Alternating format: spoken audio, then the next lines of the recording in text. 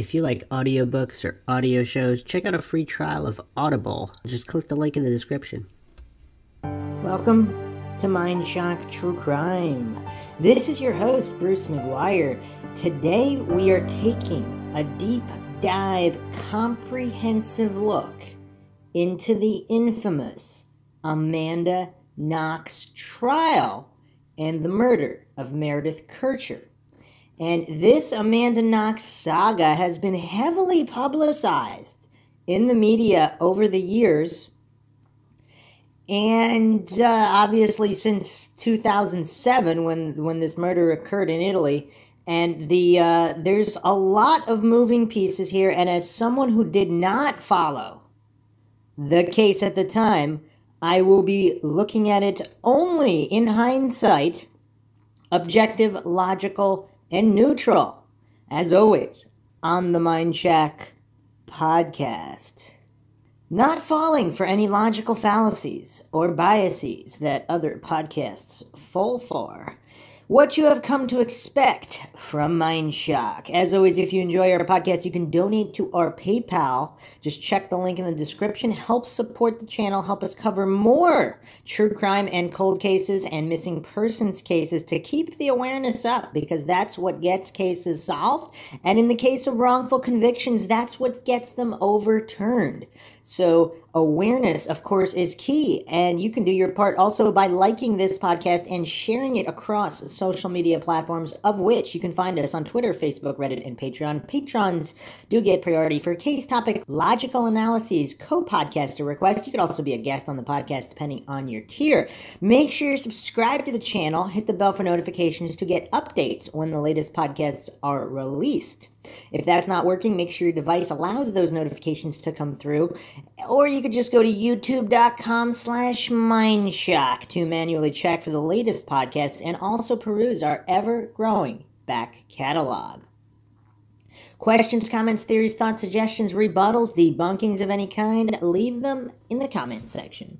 All right. So, let's go to the quick breakdown from Wikipedia. Amanda Marie Knox, born July 9th, 1987, is an American woman who spent almost 4 years in an Italian prison following her conviction for the 2007 murder of Meredith Kercher, a fellow exchange student who shared her apartment. In 2015, Knox was definitively acquitted by the Italian Supreme Court of Cassation. Knox, aged 20 at the time of the murder, had called the police after returning to her and Kercher's apartment following a night spent with her boyfriend, Rafael Solicito, and finding Kercher's bedroom door locked and blood in the bathroom.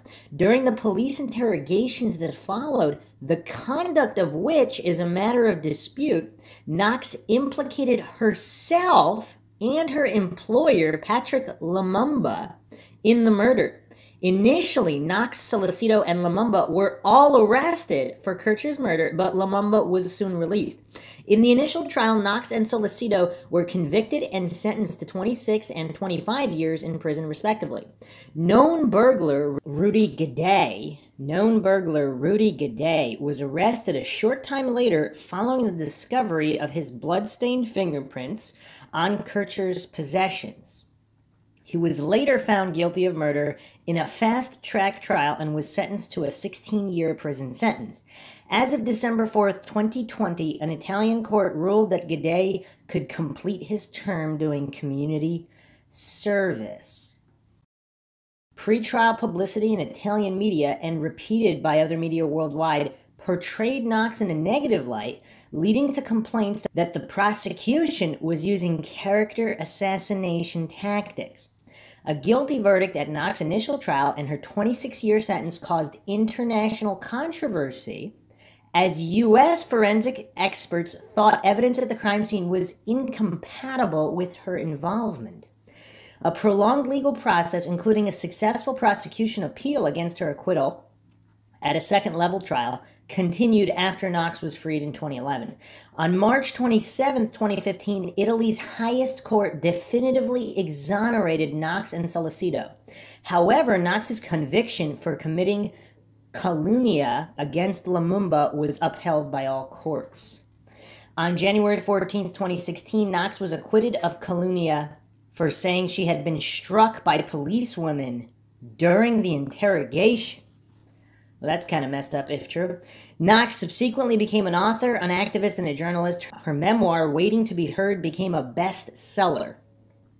In December 2017, Facebook Watch announced that Knox would be hosting a show, The Scarlet Letter Reports, produced by Vice Media, on its service. Okay, so she's certainly made the best of her fame in the media, and some people would say that points to her guilt. Now, here's an interesting thing I want to go over, and we are going to be going into interviews. We're going to be looking at micro expressions and body language of Amanda Knox and what it could all mean, but I just want to lead in with this. So a lot of true crime aficionados, self-professed or otherwise, they see all of these issues, like let's say Amanda Knox is a sociopath or a psychopath or mentally disturbed, mentally unstable, with just severe mental issues across the board. Does that mean she's guilty of a crime? Of course not.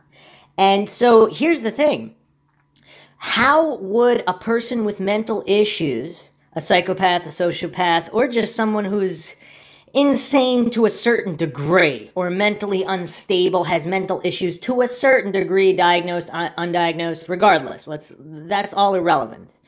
If they did not commit a crime, but let's say they find all of the hoopla around the crime interesting.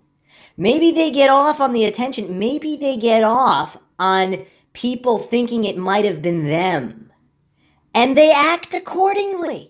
They leave these little hints of possible guilt, maybe she didn't like her roommate. Maybe there was some jealousy going on. Maybe she's happy the roommate got killed, but she was not the one that killed her. Now, I'm not saying that's what the truth is. I'm saying we can't exclude that possibility. So we have to look at her life before and after the murder. And obviously, for any kind of body language tells, we need to establish baselines. So if she's normally very, very strange, off-putting, all these things, why would she be any different after a murder or after being implicated in murder, after all this hoopla and media attention? She might be worse, even in exhibiting those tells.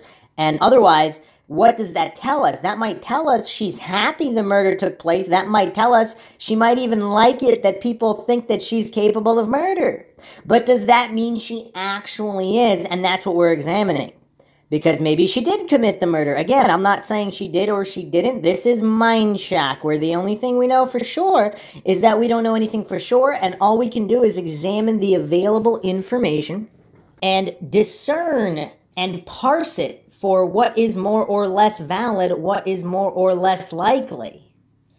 And again, everybody is different. Everybody reacts different to these kinds of tragedies. Now, the other thing that we have to keep in mind also, especially people who vehemently say that because, again, all these black and white fallacies, let's say her confession was coerced. Let's say she was beaten and abused in prison. Let's say the Italian courts were corrupt.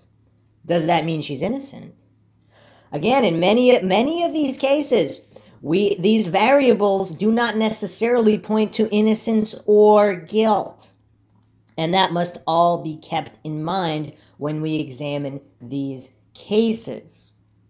And the final opening point here, of course, is when a female disappears, not of her own free will, or is murdered, usually it's either the significant other, boyfriend, husband, ex-boyfriend, ex-husband, or stalker, somebody who's involved romantically in some way or formally involved or wanting to be involved, or an acquaintance or friend known to the victim, usually in some kind of a love triangle situation. Again, we have to keep in mind basic human psychology, egos, jealousy, all of these things, just standard human traits. We have to keep them in mind as well. And then also just statistically, just because that's the most likely situation, that means it's not written off. That doesn't mean you don't explore other avenues. People do get killed in burglaries, crimes of assault, random crimes. That all happens as well, so we have to look at the evidence and see where it points without discounting any theories on the basis of logical fallacies, preconceived notions, character witnesses, or biases of any kind. So let's continue the examination of her background. Amanda Knox grew up in Seattle, Washington, with 3 younger sisters.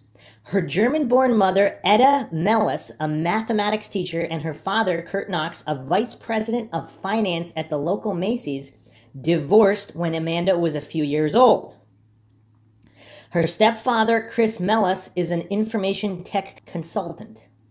Knox first traveled to Italy at the age of 15 when she visited Rome, Pisa, the Amalfi Coast, and the ruins of Pompeii on a family holiday. Her interest in the country was increased by the book Under the Tuscan Sun, which her mother gave to her. Knox graduated in 2005 from the Seattle Preparatory School and studied linguistics at the University of Washington, where in 2007 she made the university's Dean's List. She worked at part-time jobs to fund an academic year in Italy. I think it was 3 jobs, it was reported. So she was determined to go. Relatives described the 20-year-old Knox as outgoing but unwary. Interesting. Her stepfather had strong reservations about her going to Italy that year, as he felt she was still too naive. Interesting as well. Italy, Perugia background. The city where Meredith Kercher was murdered in her home is known for its universities and large student population. The city had reportedly not had a murder for 20 years, but its prosecutors had been responsible for Italy's most controversial murder cases, plural. A charge originated by Perugian investigators resulted in the 2002 conviction of former Prime Minister Giulio Andreotti for ordering the murder of journalist Carmine Pecorelli, and led to complaints that the justice system had, quote, gone mad, end quote. The Supreme Court took the unusual step of definitively acquitting Andreotti the next year. Yeah, what is going on with these Italian courts? In early 2002, Perugia prosecutor Giuliano Mignini, who enjoyed taking a detective-like role and was later to be in charge of the Kercher investigation, arraigned members of a respectable Masonic lodge for an alleged conspiracy. Okay, here we go. We're going into some rabbit holes now. Mignini reportedly based the case on a theory involving serial killings and satanic rites. Mignini investigated fellow prosecutors for complicity in the supposed plot and appealed dismissals of the charges. There were no convictions in the case, which finally ended in 2010. According to a scholar who researched comparative law in Italy, selective changes to the Italian legal system left it unable to cope when a prosecutor with Mignini's American-style adversarial approach used his powers to the fullest. Now, again, without falling to these appeal to incredulity logical fallacies, so if someone's too mentally weak to consider the possibility that there are satanic cults out there, I mean, obviously there are, whether or not they're involved in this specific murder or not, again, I'm not saying that's likely or true in any way, but there's a certain mental weakness that prevents people from logically and objectively looking at information. So if the evidence is there, now I'm not going to be examining that case, at least not for this podcast. I don't know if the evidence is there or not. If the evidence is there, you pursue whatever the evidence states, logically and objectively. If that points to a Masonic cult and satanic rite killings, then that's what it is. The truth is whatever it is, not what an individual is mentally strong or weak enough to understand. Again, that's where the Dunning-Kruger effect comes in. That's where people's egos come in, where if the ego can't handle being wrong, that's where these faith-based worldviews come in. People don't want to live in a world where there are these conspiracies going on, possibly with the complicity of the courts. They're just mentally uncomfortable with that, so they need to pretend that it's just far-fetched tinfoil nonsense. And in a lot of cases, it might be, but again, black and white logical fallacies. In some cases, it might not be. All right, let's continue here. Via della Pergola 7. In Perugia, Knox lived in a 4-bedroom, ground floor apartment in a house at Via della Pergola 7 with 3 other women. Her flatmates were Kercher, a British exchange student, and 2 Italian trainee lawyers in their late 20s. Kercher and Knox moved in on September 10th and 20th, 2007, respectively, meeting each other for the first time. Knox was employed part-time at a bar, La Chic, which was owned by a Congolese man, Dia Patrick Lumumba. She told flatmates that she was going to quit because he was not paying her. Uh-oh, so is this a motive for implicating him, regardless of whether or not Knox is innocent or guilty, involved or not with this murder?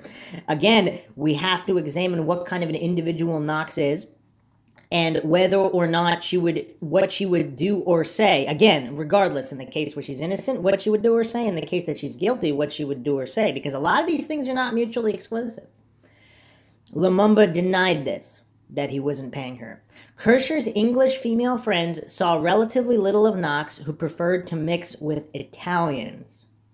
Okay, another point though, how was it not verified whether Lumumba was paying her? Because can't they just look at her bank statements? The alleged paydays, the alleged amounts, is there no record of Lumumba, how many hours she worked? Shouldn't this be able to be verified to a certain extent? I mean, if she's making tips at a bar, I mean, I guess it'd be tough.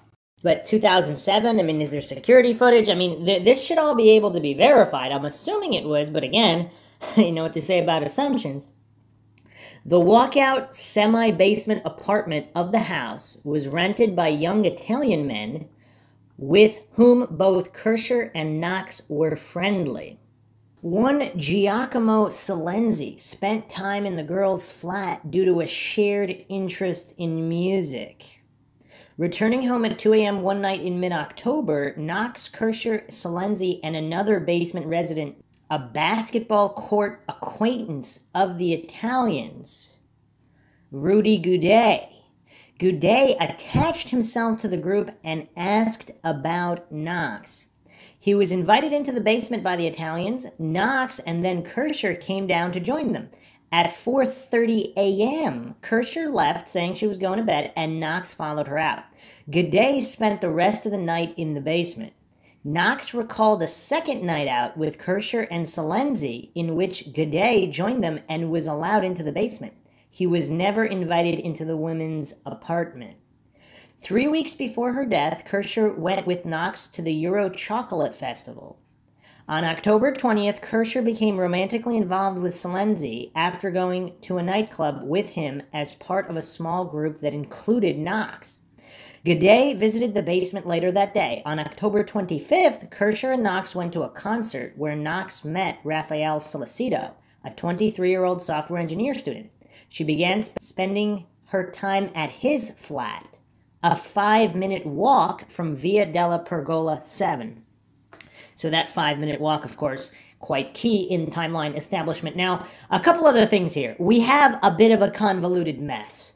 We have a basement bunch of Italian guys known to these women, and we have some mutual friends. We have, of course, statements here that Amanda Knox preferred Italians and spent her time with Italian people. However, Kercher here, so it's stated here that Kercher became romantically involved with Silenzi after going to a nightclub with him as part of a small group that included Knox. So it's almost like we have two different cliques here.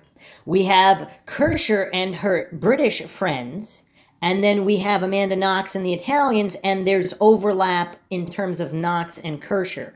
Now, other statements, conflicting statements from her friends, from Knox's accounts, I mean, there's a lot of conflicting information here, make of it what you will, but apparently Kercher's friends, at least one of which was very vocal about not liking Knox and wanting Kercher to basically distance herself from Amanda Knox and exclude Amanda Knox from gatherings or whatever where there's overlap. Now, if Amanda Knox found out about it, let's say Amanda Knox is a psychopath, a sociopath, what have you, how would she react? Now, again, it doesn't mean she killed Kercher. It doesn't mean she hired someone to. But would it mean she would be happy if she's a psychopath and or sociopath? Would she be happy if Kercher were dead?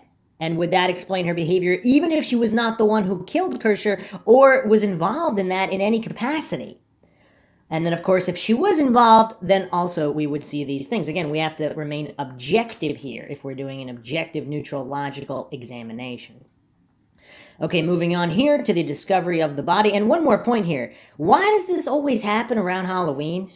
I mean, at a certain point, even the most hardcore coincidence theorists, might have to raise an eyebrow that there's all of these murders going on in late October, early November. I mean, it's really, really bizarre. How many of these cases have to play out this way before even the most religious coincidence theorist cultists who just believe everything is a coincidence no matter what, and nothing could ever have anything to do with occult or Satanism in any capacity, before they have to say, wait a second, how many coincidences are too many?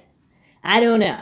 So the discovery of the body November 1st was a public holiday, and the Italians living in the house were away. Now, is that another convenient coincidence? Now, one side or the other. Now, if the Italians were responsible, then conveniently they're not going to be there for the aftermath. Or if Knox or other parties are responsible, they're going to conveniently, there's going to be no one else around for them to carry out this crime. So either way, it seems to be convenient. It is believed that after watching a movie at some friend's house, Kercher returned home around 9 p.m. that evening and was alone in the house. Just after midday on November 2nd, Knox called Kercher's English phone. But though Kercher kept the phone in her jeans and could always be reached on it, the call was not answered. Knox then called Filomena Romanelli, one of the two Italian trainee lawyers she and Kercher shared the apartment with, and in a mixture of Italian and English said she was worried something had happened to Kercher, as on going to Via della Pergola 7 apartment earlier that morning, Knox had noticed an open front door. Now, supposedly there was an issue with the lock on the door, so it didn't always close or latch properly.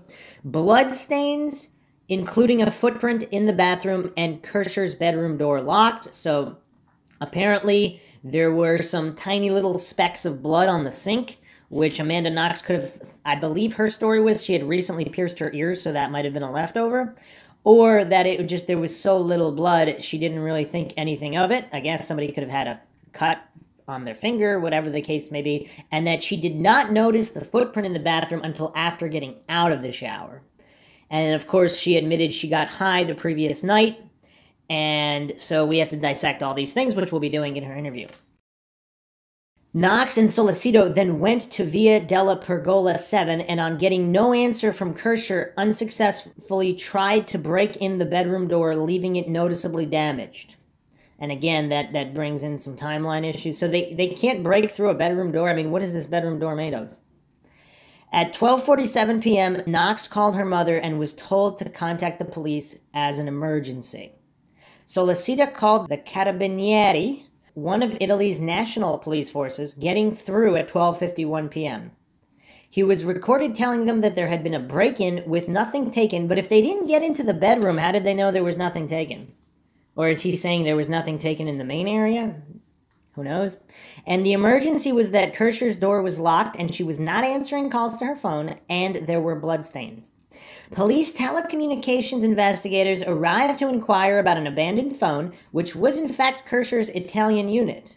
Romanelli arrived and took over, explaining the situation to the police, who were informed about Kercher's English phone, which had been handed in as a result of its ringing when Knox called it.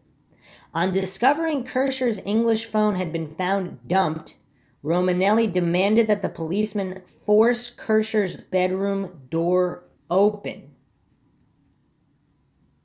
So Romanelli, of course, is one of the two Italian trainee lawyers that shared that apartment.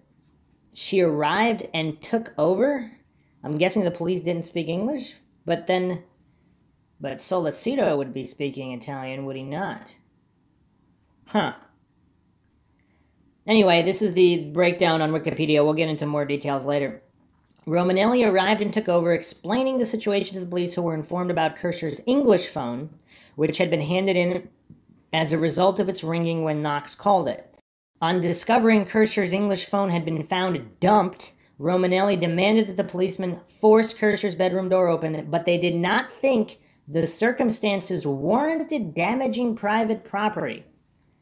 Huh, interesting. The door was then kicked in by a friend of Romanelli, and Kercher's body was discovered on the floor. So the police just let the friends kick in the door? I mean, this is a little strange. She had been stabbed and died from exsanguination due to neck wounds. Investigation. The first detectives on the scene were Monica Napoleoni and her supervisor, Marco Cicajera.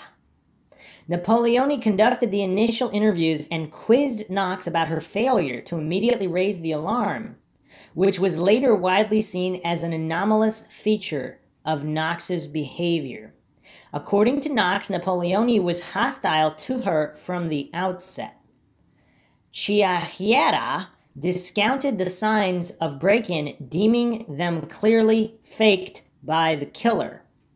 The police were not told the extent of Kercher's relationship with Salenzi in initial interviews.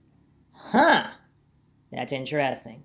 On November 4th, the same day as Cicajera was quoted as saying that someone known to Kercher and let into the house by her might be responsible for her murder.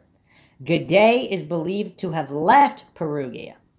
Now again, just statistically, would this point to Salenzi? And if there was a love triangle between Salenzi, Knox, and Kercher, what does that mean, and how does Guede fit into all of this mess? So there's a lot of weirdness going on here. There's no shortage of suspects, of course. And again, just statistically, murdered females are usually murdered by someone they know, unlike murdered males who, even though they're also murdered by people they know, they have a higher chance of being murdered by strangers. So again, we have to keep all of these things in mind. And then also, once again, if Amanda Knox, sociopath, psychopath, some kind of mental disorder, mental conditions, she might not react. There's people that simply are numb, don't react, or it's a weird coping mechanism to joke around. And again, if we look at footage of them outside of the apartment, Amanda Knox seems, to me, actually, we'll go over the footage in a little bit. She seemed actually a little mentally out of it, as you would expect from someone who discovered their roommate dead, whether they liked the roommate or not. But of course, other interviews, there's some betraying body language and micro-expressions, which we'll go into also. But what do they betray? Do they betray that Amanda Knox was happy that Kercher was killed, or that she herself was the one who did it or orchestrated it in some capacity? That's what's, of course, unclear, and and only the people there really know what happened, or person. Of course, some believe that this was some kind of weird sex game gone wrong. Of course, there is a witness that supposedly placed Amanda Knox and Solicito at Solicito's apartment all night. Now, could that witness have been paid off? Is there more than one? We'll be examining all of that, because we're not going to take anything on blind faith. This is Mindshock here. So how difficult would it be to pay somebody off to say that? Or maybe he really thought they were there when they weren't. I mean, how many people actually keep tabs on their neighbors every second of the night?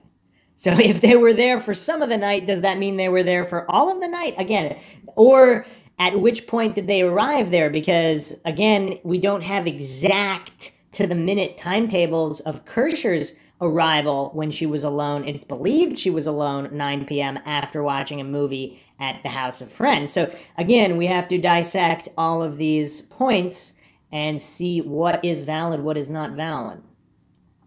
Interviews, arrest, and arraignment. Over the following days, Knox was repeatedly interviewed, ostensibly as someone who might become a witness. She told police that on November 1st, she received a text from Lumumba advising that her evening waitressing shift had been canceled, and she had stayed over at Solicito's apartment, only going back to the house she shared with Kercher on the morning the body was discovered. And of course, the background there is supposedly she did not like Solicito's shower, so she wanted to take a shower at her own place. Now, if her own place is only a couple minutes walk, if it's 5 minutes away, I mean, I don't know. How likely is that? How unlikely is that? And how many times did she go back and forth? Are there witnesses? Again, all of this we will go over. Knox was not provided with legal counsel, as Italian law only mandates the appointment of a lawyer for someone suspected of a crime. So again, we have issues with her being treated poorly by the police, but supposedly they didn't suspect her of a crime. So I don't know what's going on here. On the night of November 5th, Knox voluntarily went to the police station, although what followed is a matter of dispute. Police arrested Knox Solicito and Patrick Lumumba on November 6, 2007. Charges against Lumumba were dropped a short time later. At her trial, Knox testified that she had spent hours maintaining her original story, that she had been with Solicito at his flat all night and had no knowledge of the murder. But a group of police would not believe her.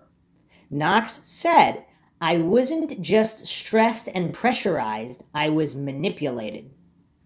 She testified to being told by the interpreter, "Probably I didn't remember well because I was traumatized. So I should try to remember something else." Wow. Wow. That's kind of messed up if true. Again, why, if Amanda Knox would submit to a brain fingerprint scan, again, that would clear some things up and all these other individuals involved. Because again, I do not know why brain fingerprint scanning is not being really pushed into the mainstream. I mean, polygraphs, very fallible. They're not useless, but there's a reason they're not admissible in court, because in establishing baselines, whether someone is nervous, not nervous, whether they're hiding something else that's not pertinent to this crime, but another crime, and then that's causing them to give answers that could be misconstrued. So passing a polygraph just means they weren't nervous. Failing a polygraph means they were nervous. So again, how much actual truth, it's very difficult to discern, which is why they're not admissible in court. Whereas brain fingerprint scan technology that Stephen Avery subjected to, and again was found knowing nothing of the state's story of how he supposedly killed Teresa Hallback. If you haven't checked out the Mindshock Stephen Avery series, it's one of our longest running series where we investigate, of course, the subject of making a murderer, Stephen Avery, and Manitowoc County's case against him, and this what's basically a very obvious frame-up job, regardless of whether Avery's guilty or innocent. It seems like Manitowoc framed him regardless, or Manitowoc planted all this evidence and set him up so that, this is not even close to a beyond a reasonable doubt, and we will be examining beyond a reasonable doubt in this Amanda Knox case. But regardless, Avery did a brain fingerprint scan. So the brain fingerprint scan, it doesn't matter if there's deception or not, it simply measures brainwave activity in recognition of information. So it doesn't matter whether you're trying to be deceptive or you're trying to be truthful. It bypasses all of that. It's used by the military. There's a $100,000 reward for beating it. Nobody has claimed that reward. So again, this would be, if Amanda Knox really wants to really put the nail in the coffin to the people that say she's guilty, she should really submit to one. And again, even if she's innocent, she might not. Because if she's innocent and she's a psychopath and or a sociopath and or have all these mental conditions where she enjoys this attention and she enjoys being thought of as possibly guilty, even if she's not, then of course she would want to keep this charade going. And then of course, if she is actually guilty, she wouldn't want to take it either. So the police are allegedly telling her to try to remember something else. And now, again, looking back at this in the lens of post-2020, we're in 2021 now, after all of this information and documentaries on coerced confessions and false confessions coming out in recent years, is it really that surprising that law enforcement would try to berate and coerce people to give information that they want to close a case as opposed to the actual truth? Now, that doesn't mean that the law enforcement doesn't think it's the truth, but what kind of methods are they using here? And Amanda Knox will give her account of what happened continuing here. They said they were convinced that I was protecting someone. They were saying, who is it? Who is it? They were saying, here's the message on your telephone. You wanted to meet up with him. You are a stupid liar. So they called her a stupid liar, not just a liar, but a stupid liar. Knox also said that a policewoman was saying, come on, remember, and then slap, she hit me. Then come on, and slap another one. So Knox is alleging that a policewoman slapped her, abused her, and tried to coerce this information. Knox said she had requested a lawyer but was told it would make things worse for her and that she would go to jail for 30 years. She was also not allowed access to food, water, or the bathroom. Wow, that's really messed up. Ficara and policewoman Lorena Zugarina testified that during the interview, Knox was given access to food, water, hot drinks, and the lavatory. They further said Knox was asked about a lawyer but did not have one, was not hit at any time, and was interviewed firmly but politely. And again, was this videotaped? So again, this is very accountability on the form of law enforcement. Wouldn't it behoove law enforcement to videotape this? That way no false allegations could be brought forth against them where individuals are claiming that they were abused in this fashion. Under pressure, Knox falsely stated that she had been in the house when Kercher was killed and that she thought the murderer was Lumumba, who Knox knew had been serving customers at his bar all night. Interesting. Knox, Solicita, and Lumumba were taken into custody and charged with murder. Her first meeting with her legal counsel was on November 11th. Chiaquiera, who thought the arrests were premature, dropped out of the investigation soon afterward, leaving Napoleoni in charge of a major investigation for the first time in her career. Now that's interesting as well. And we do need to go into the details of Chiaquiera and why there was a stepping out on this investigation. What were they thinking? Customers who Lumumba had been serving at his bar on the night of the murder gave him a complete alibi.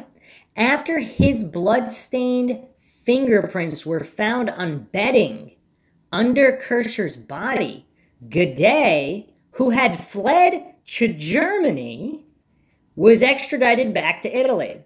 That's interesting. Now, did he flee to Germany or was he simply on vacation?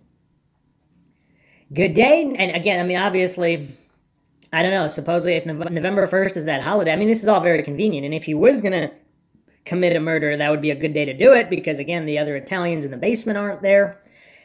Yeah, there's a lot of problems with this case here. Guede, Knox, and Solicito were then charged with committing the murder together. On November 30th, a panel of 3 judges endorsed the charges and ordered Knox and Solicito held in detention pending a trial. In a formal interview with Magnini, Knox said she had been brainwashed by police interrogators into accusing Lumumba and implicating herself. Again, if this was all videotaped, there would be no need for any kind of he said, she said nonsense. Knox became the subject of unprecedented pretrial media coverage, drawing on unattributed leaks from the prosecution, including a best-selling Italian book whose author imagined or invented incidents that were purported to have occurred in Knox's private life. And again, are these rumors or based on rumors of rumors, and are the rumors true? Italian legal procedure. In 1989, Italy reformed its inquisitorial system, introducing elements of U.S.-style adversarial procedure. The changes were intended to remove an inquisitorial continuity between the investigatory stays and the basis for a decision at trial, but in practice, they took control of inquiries away from police and gave prosecutors authority over the preliminary investigation. Although they have considerable authority over early inquiries and discretion in bringing charges, Italian prosecutors do not customarily use their powers in the aggressive way common in the U.S. system. Unless the defendant opts for a fast-track trial, a relatively inquisitorial procedure, murder trials are heard by a court d'assises, which is less likely to exclude evidence as prejudicial than a U.S. court.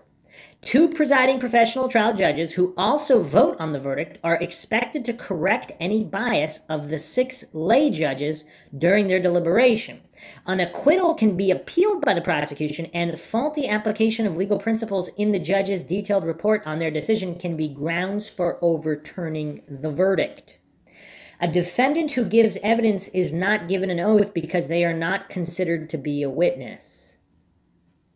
The settled verdict of another court can be used without collaboration to support circumstantial evidence. In Knox's case, the official report on Guede's conviction was introduced as showing that Guede had accomplices. If the Supreme Court grants an appeal against the guilty verdict, it usually sends the case back to be reheard. It can also dismiss the prosecution case, although this is rare. The trial of Guede. Guede fled to Germany shortly after the murder. During a November 19, 2007 Skype conversation with his friend Giacomo Benedetti, Guede did not mention Knox or Solicito as being in the house on the night of the murder. Later, his account changed and he indirectly implicated them in the murder, which he denied involvement in. Interesting. Guede was arrested in Germany on November 20th, then extradited to Italy on December 6th. Guede opted to be tried in a special fast-track procedure by Judge Micheli. He was not charged with having had a knife. He did not testify and was not questioned about his statements, which had altered from his original version. Guede was convicted of murder, but the official judge's report on the conviction specified that he had not had a knife or stabbed the victim or stolen any of Kercher's possessions. Micheli's findings that Guede must have had an accomplice gave support to the later prosecution of Knox. So what were they alleging, I guess? He was guilty and he held her down and someone else stabbed her? The judges reasoned that Guede would not have faked a burglary because it would have pointed to him in view of his own earlier break-ins. Though at the time of the murder, he was known to police only for being detained for trespassing in Florence. Despite Guede saying that Kercher had let him into the house through the entry door, the judges decided against the possibility of Guede's having gotten in simply by knocking on the door because they thought Kercher would not have opened the cottage door to him, although she knew he was an acquaintance of her boyfriend Giacomo Salenzi. In his original account, Guede had said that Kercher's confrontation with her killer had started at the entry door to the house. One legal commentator on the case thought that insufficient consideration had been given to the possibility that Guede had called at the house on some pretext, while Kercher was alone there, murdered her after she opened the door to him, and faked a burglary to cover his tracks. In October 2008, Guede was found guilty of the sexual assault and murder of Kercher and sentenced to 30 years imprisonment. His prison sentence was ultimately reduced to 16 years. The first trial of Knox and Solicito. In 2009, Knox and Solicito pleaded not guilty at a court d'assises on charges of murder, sexual assault, carrying a knife, which Guede had not been charged with. Is carrying a knife a crime? Carrying a knife. With simulating a burglary and theft of 300 euros, 2 credit cards, and 2 mobile phones. There was no charge in relation to Kercher's missing keys to the entry door and her bedroom door, although Guede's trial judgment said he had not stolen anything. That's interesting. There was a separate but concurrent trial of Knox with the same jury as her murder trial, in which she was accused of falsely denouncing her employer for the murder. Knox's police interrogation was deemed improper and ruled inadmissible for the murder trial, but was heard in her nominally separate trial for false denunciation. So that's really bizarre, because either it was improper and inadmissible or it's not. What difference does it make for which crime it's for? That's really bizarre. So if it's for a lesser charge, you're allowed to slap and coerce, but if it's for a greater charge, you're not. Is that how they roll in Italy in regards to this? I don't know. That's really bizarre, though. And how was it deemed that the police interrogation was improper and inadmissible? Did they have witnesses at the police station who corroborated Amanda Knox's side of the story? Or possibly a slight middle ground where they were inappropriate, but not to the extent that Knox alleged? I don't know. That's, again, we have to go deep into these details. The prosecution case. According to the prosecution, Knox's first call of November 2nd to Kercher's English phone was to ascertain if Kercher's phones had been found. And Solicito had tried to break in the bedroom door because after he and Knox locked it behind them, they realized they had left something that might incriminate them. Knox's call to her mother in Seattle, a quarter of an hour before the discovery of the body, was said by prosecutors to show Knox was acting as if something serious might have happened before the time before the point in time when an innocent person would have such a concern. Interesting. But here's the other thing, though. Okay, so Knox... Okay, so what kind of doors do they have in these flats? Are they some kind of indestructible doors? The two of them can't break in the door? Not even using any kind of heavy whatever in the apartment? Heavy objects, their feet? It is kind of weird. I mean, I don't know. How hard is it to bust a doorknob on a bedroom door? Because this is not the main door, it's a bedroom door. What kind of... Theoretically, it would be a regular door, unless it was outfitted as a main door to an apartment by somebody who was specifically designing that apartment to be rented out to different people. Because if they really believed they had left something incriminating them, wouldn't they really make sure they get through that damn door? I don't know. It's kind of weird. Because if they're trying to set it up as a burglary, what harm would it be in breaking the door completely down? Because that would support that anyway. So, yeah, it's a little weird. A prosecution witness, homeless man Antonio Curatolo, said Knox and Solicito were in a nearby square on the night of the murder. Prosecutor advanced a single piece of forensic evidence linking Solicito to Kercher's bedroom, where the murder had taken place. Fragments of his DNA on Kercher's bra clasp.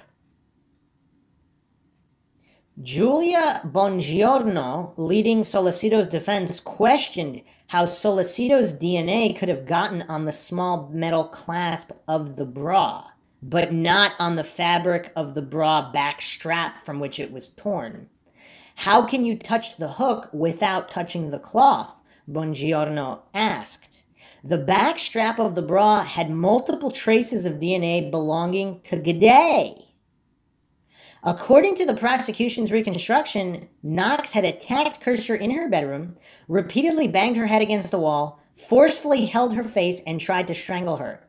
Guede, Knox, and Solicito had removed Kercher's jeans and held her on her hands and knees while Guede had sexually abused her. Knox had cut Kercher with a knife before inflicting the fatal stab wound, then faked a burglary.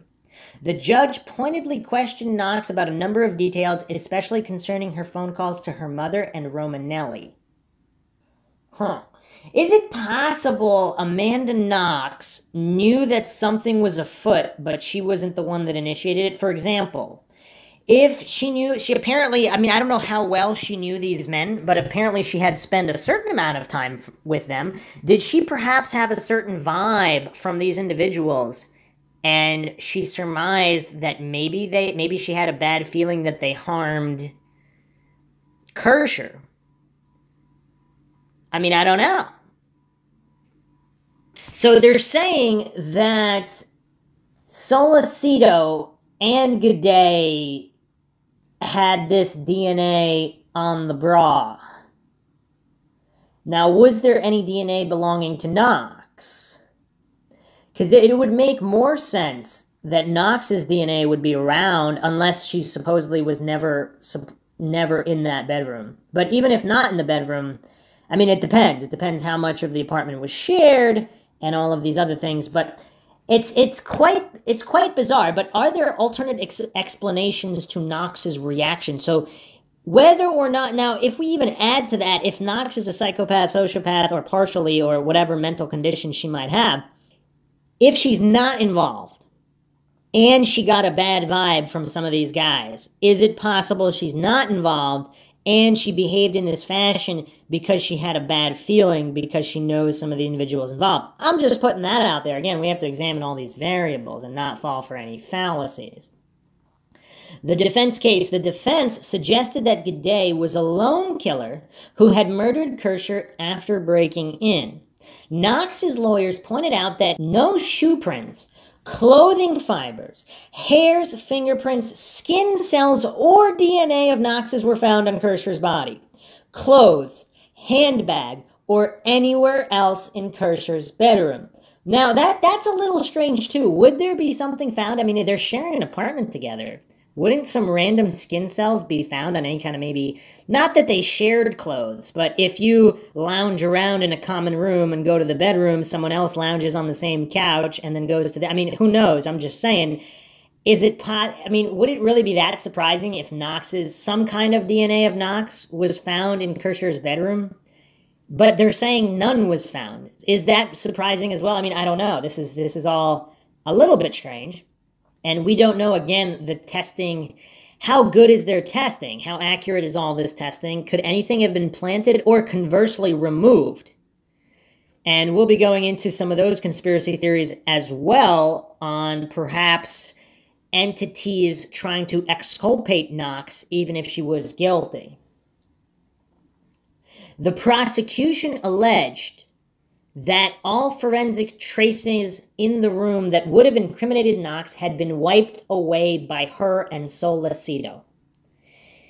Okay, that's kind of curious. Now, how would they have completely wiped the room, all clothes, the body? I mean, I mean, I don't know. I mean, is this a weird Stephen Avery type situation where Stephen Avery is just this incredible genius criminal mastermind who can do that, but at the same time leaves other evidence? I mean, I don't know. Would they behave?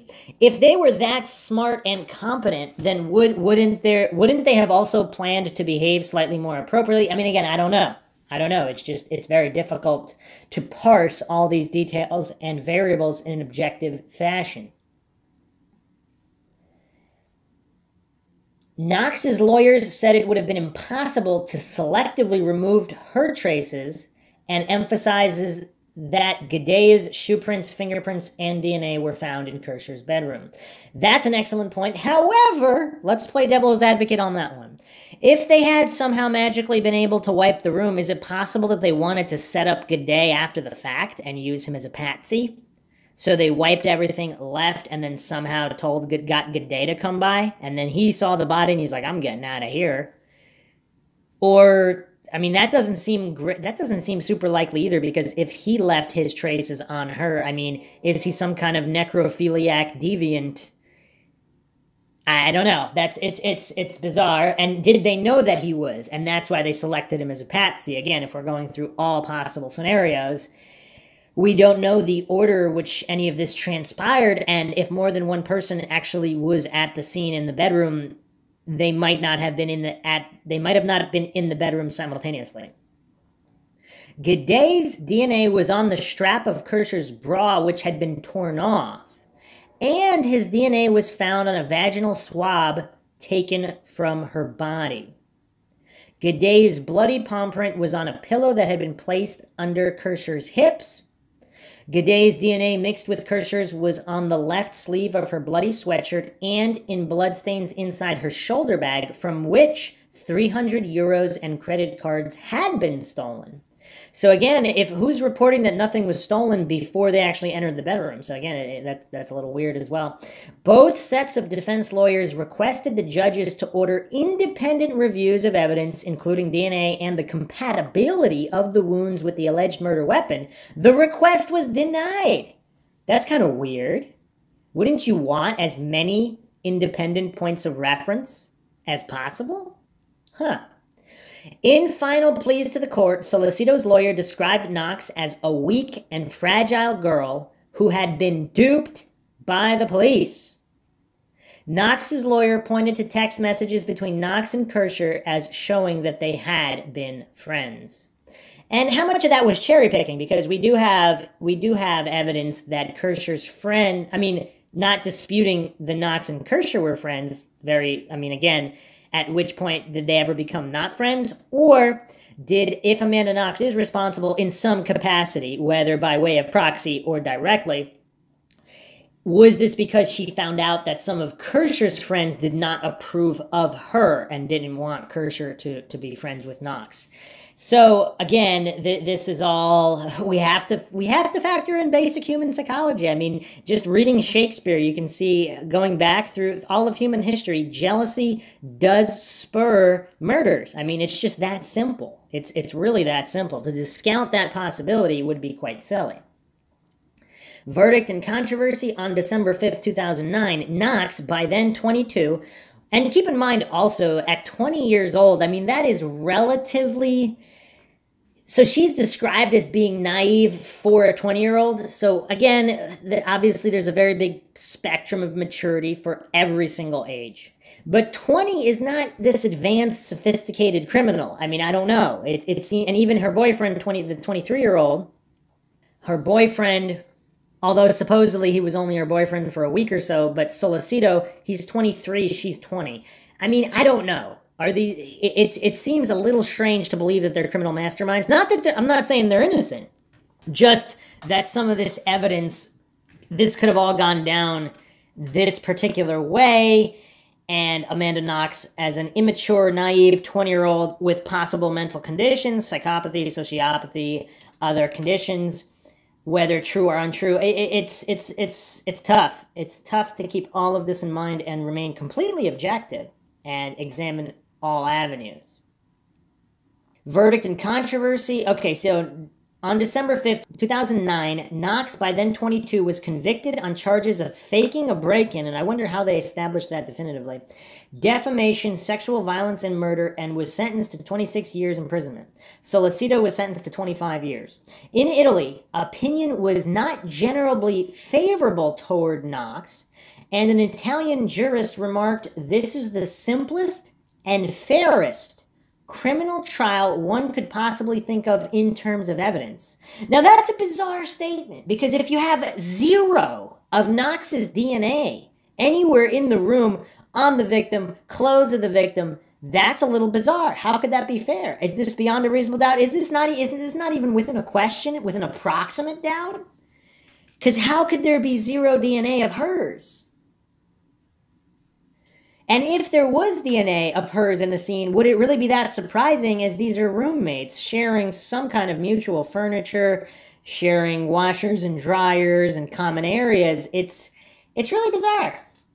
In the U.S., the verdict was widely viewed as a miscarriage of justice. American lawyers expressed concern about pretrial publicity and statements excluded from the murder case being allowed for a contemporaneous civil suit heard by the same jury. Knox's defense attorneys were seen as, by American standards, passive in the face of the prosecution's use of character assassination. And that's an interesting point, because I talk about character assassination all the time. We see this in the Scott Peterson case as well. If you haven't checked out the Scott Peterson Mindshock True Crime podcast, check that out. I mean, there's serious doubts to whether or not Scott Peterson committed this crime, and it seemed like character assassination was what swayed the guilty verdict in the face of zero physical evidence.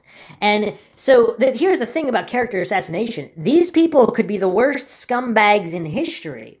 That doesn't mean they committed this particular crime. I mean, even if they killed other people, if you're following the laws of the court, go convict them for those crimes if they were guilty of them. If they're innocent of this particular crime, what character assassination only proves what? If the information about the character is even correct, but let's assume it is, that just proves that individual is not a great person, maybe even one of the worst people walking the earth. How does that prove they committed a certain crime? Shouldn't the law actually be followed in determining that based on evidence, not character? I mean, motive, means, and opportunity are great. Those are moving pieces. They must be looked at. But hard physical evidence, I mean, that should really determine the truth, because otherwise, if you're only convicting character, then if they're not responsible, you're allowing real criminals to go free, or the criminals responsible for that particular crime. You're letting them go free and possibly committing other crimes. So it's a little bit strange, though, because so what is the opinion at the time? And people who have followed closely can chime in, particularly if people local in Italy. It would be interesting to hear their opinions on the local Italian sentiment. Is it believed that all three of them are responsible? So Solicito, Guede, and Knox were all responsible, and they had some kind of either weird sex game gone wrong, possibly even initially consented to by Kercher, and then something went wrong or it got out of hand, and Kercher wanted out, and then they killed her. Or did she never consent in the first place, and this was some kind of jealousy or attack of some kind where Knox got these other men to go along?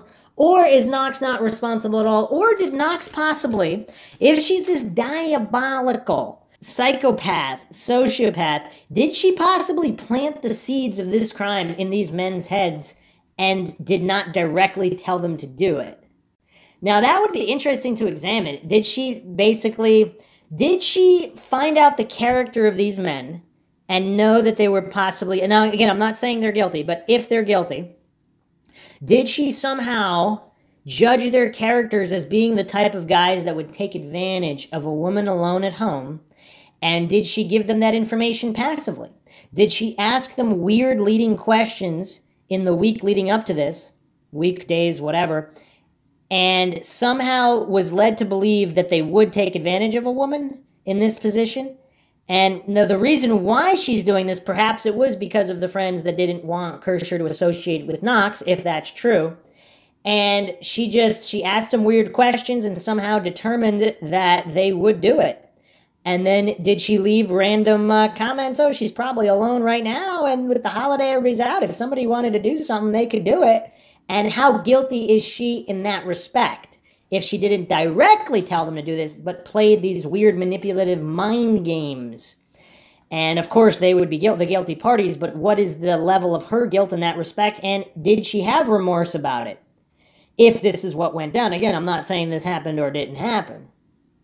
So let's continue here. Although acknowledging that Knox might have been a person of interest for American police in similar circumstances, journalist Nina Burleigh, who had spent months in Perugia during the trial while researching a book on the case, said the conviction had not been based on solid proof, and there had been resentment at the Knox family that amounted to anti-Americanism. A number of U.S. experts spoke out against DNA evidence used by the prosecution. According to consultant Gregory Hampikian, the Italian forensic police could not replicate the key result claimed to have successfully identified DNA at levels below those an American laboratory would attempt to analyze, and never supplied validation of their methods. Okay, so this is really interesting because I talk about this in DNA evidence all the time. DNA evidence is not some 100% irrefutable methodology, or see, the science behind DNA evidence, people don't understand it. We went over it somewhat on DNA for Dummies, part 1 and 2, which were part of the Stephen Avery Mindshock series. You can check those out. But basically, DNA evidence, if there's not a lot of evidence, the test will extrapolate data from what is available. So it's an estimation. It may or may not be correct. And that's why, again, just using basic common sense, you see in recent years, we've seen exonerations of many individuals who were convicted on DNA evidence as new DNA technology shows the error in the previous generations of DNA evidence.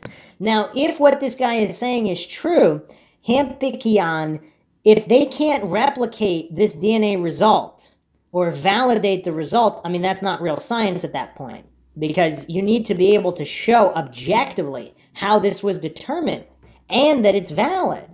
It can't just be some one-off guess that can't be corroborated. That's not real science. That's not real evidence.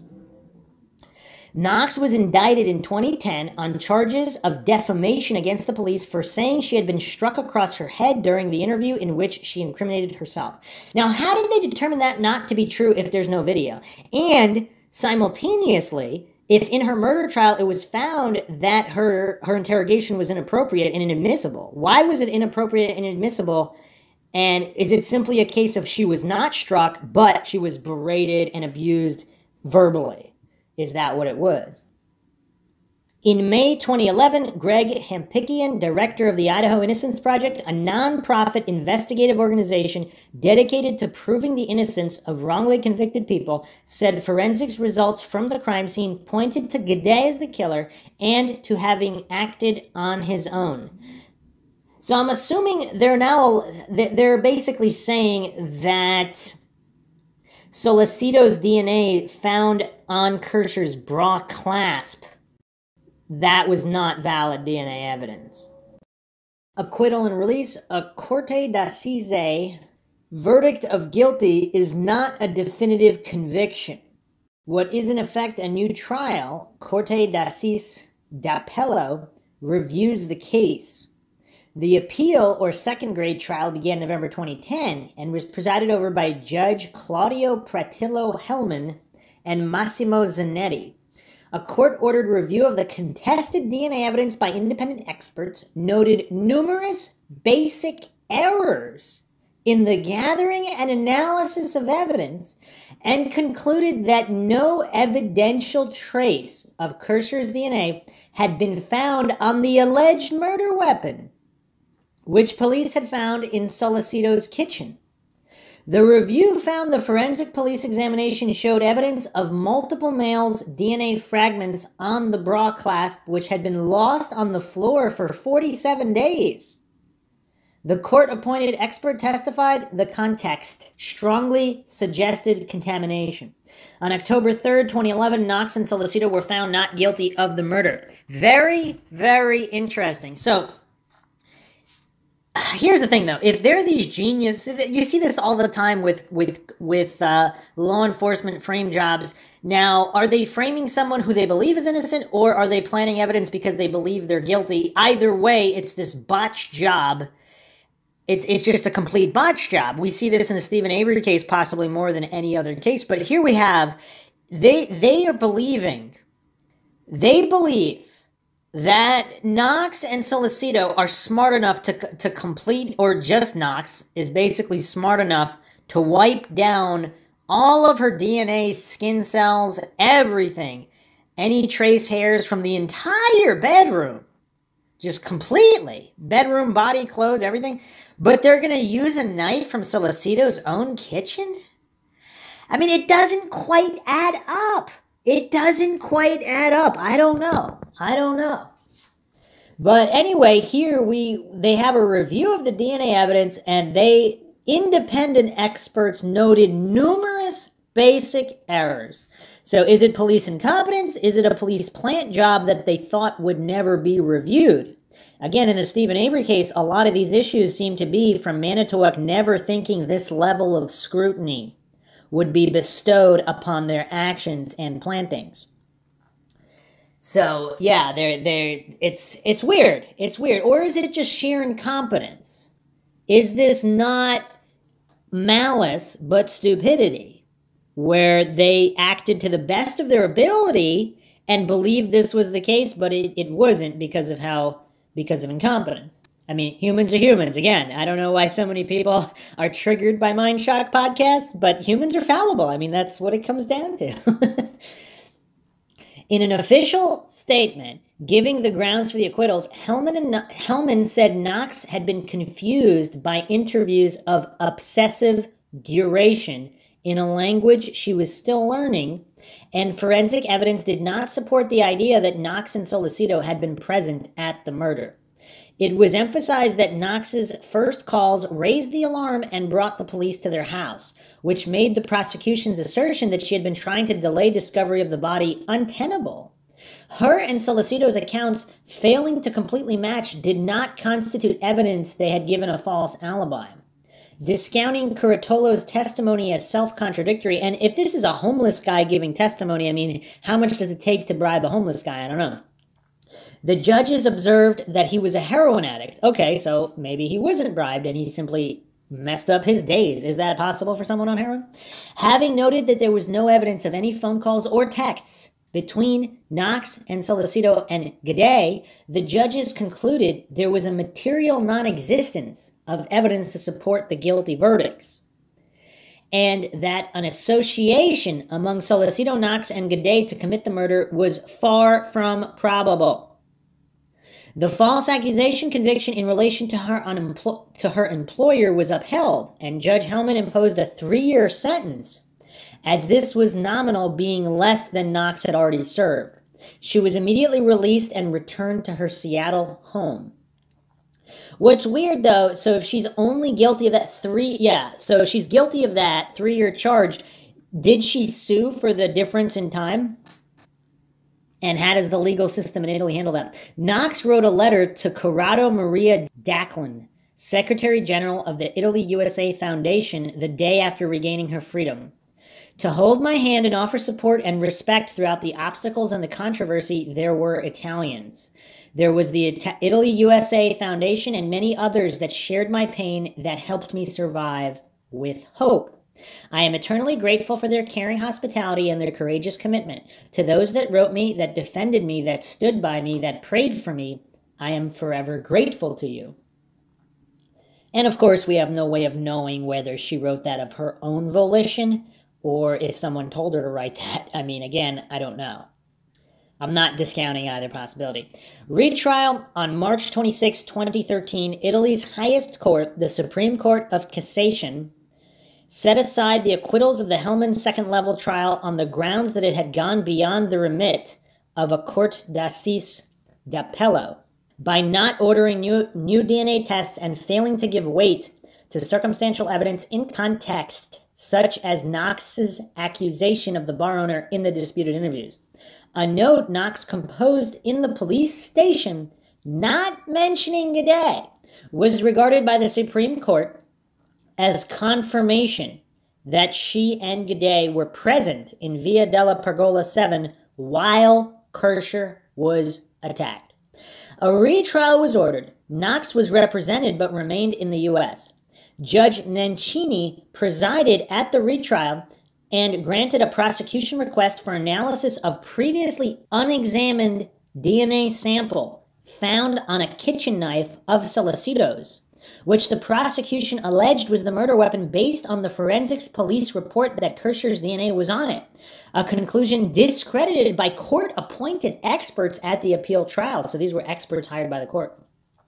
When the unexamined sample was tested, no DNA belonging to Kercher was found. On January 30th, 2014, Knox and Solicito were found guilty. In their written explanation, the judges emphasized Guede's fast-tracked verdict report was judicial reference point establishing that he had not acted alone. The Nencini verdict report said that there must have been a cleanup to remove traces of Knox from the house while leaving Guede's. The report said that there had been no burglary and the signs of one were staged. It did not consider the possibility of Guede's having been responsible for faking a break-in. Interesting. Forensic controversy continues. Although not part of the defense's team of experts, an authority on the forensic use of DNA, Professor Peter Gill, publicly said that the case against Knox and Solicito was misconceived because they had a legitimate excuse for their DNA being present on Solicito's kitchen knife and in the crime scene apartment. According to Gill, the DNA fragment from Solicito on the bra clasp could have got there through Solicito having touched the handle of Kercher's door while trying to force it open, enabling the transfer of his DNA to the bra clasp inside the bedroom on the latex gloves used by investigators. That's an interesting point that people overlook. When investigators contaminate with their gloves, I mean, this is an interesting point. In the Stephen Avery case, the hood latch DNA, which was much focused on, the DNA tech, one DNA tech admitted he did not change his gloves before handling Stephen Avery's Grand Am, which of course would have Stephen Avery's DNA all over it, and also his blood because he had a cut on his finger, and then went to examine Teresa Hallback's RAV4 and opened the hood, and he did not change gloves, so of course there was contamination there. So again, I don't know why all these authority cultists who believe that police or lab techs can't make mistakes or are 100% infallible, clearly they are not. And this is actually a very, very plausible explanation. Again, I'm not saying anybody's innocent or guilty here. This is simply explaining his DNA on the bra clasp, which apparently there seems to be confusion as to how long it was on the floor and all of these things. Just bizarre. Final decision on March 27th, 2015. The ultimate appeal by Knox and Solicito was heard by the Supreme Court of Cassation. It ruled that the case was without foundation, thereby definitively acquitting them of the murder. Her defamation conviction was upheld, but the 3-year sentence was deemed served by the time she had already spent in prison. Rather than merely declaring that there were errors in the earlier court cases or there was not enough evidence to convict, the court ruled that Solicito and Knox were innocent of involvement in the murder. That seems to be quite a deviation from American courts, who usually state, oh, there wasn't enough evidence. They could still be guilty. On September 7, 2015, the court published the report on the acquittal, citing glaring errors, investigative amnesia. Wow, that's an interesting term I haven't heard used before. Investigative amnesia and guilty omissions, where a 5-judge panel said that the prosecutors who won the original murder conviction failed to prove the whole truth to back up the scenario that Knox and Solicito killed Kercher. They also stated that there were sensational failures in the investigation and that the lower court had been guilty of culpable omissions on ignoring expert testimony that demonstrated contamination of evidence. Compensation. On January 24, 2019, the European Court of Human Rights ordered Italy to pay compensation to Knox for violating her rights in the hours after her arrest in Perugia. Italy was ordered to pay Knox 18,400 euros, about $20,800, for not providing her with either a lawyer or a competent interpreter when she was first held in custody. That's not that much money, though, considering all the pain, anguish, turmoil, and if that inadmissible for the murder trial, anyway, interrogation was unacceptable, inappropriate, and possibly led to her initial murder conviction and all this time spent in court, spent in jail. They should compensate her a lot more than that. Again, you could argue if she's guilty, they shouldn't compensate her, but I would say even if she's guilty, you have to compensate her because you cannot allow this kind of behavior to go on, because that means it will be allowed for all innocent people as well. And if she's guilty, again, there are laws. You can't just guess and put people in prison, even if they're guilty, because then there's going to be that much more innocent people put in prison by following that standard. So beyond a reasonable doubt is a very good standard. Personal and professional life. After returning to the U.S., Knox completed her degree and worked on a book about her case. She was often followed by paparazzi. Her family incurred large debts from the years of supporting her in Italy and were left insolvent. The proceeds of Waiting to be Heard, a memoir, having gone to pay legal fees to her Italian lawyers.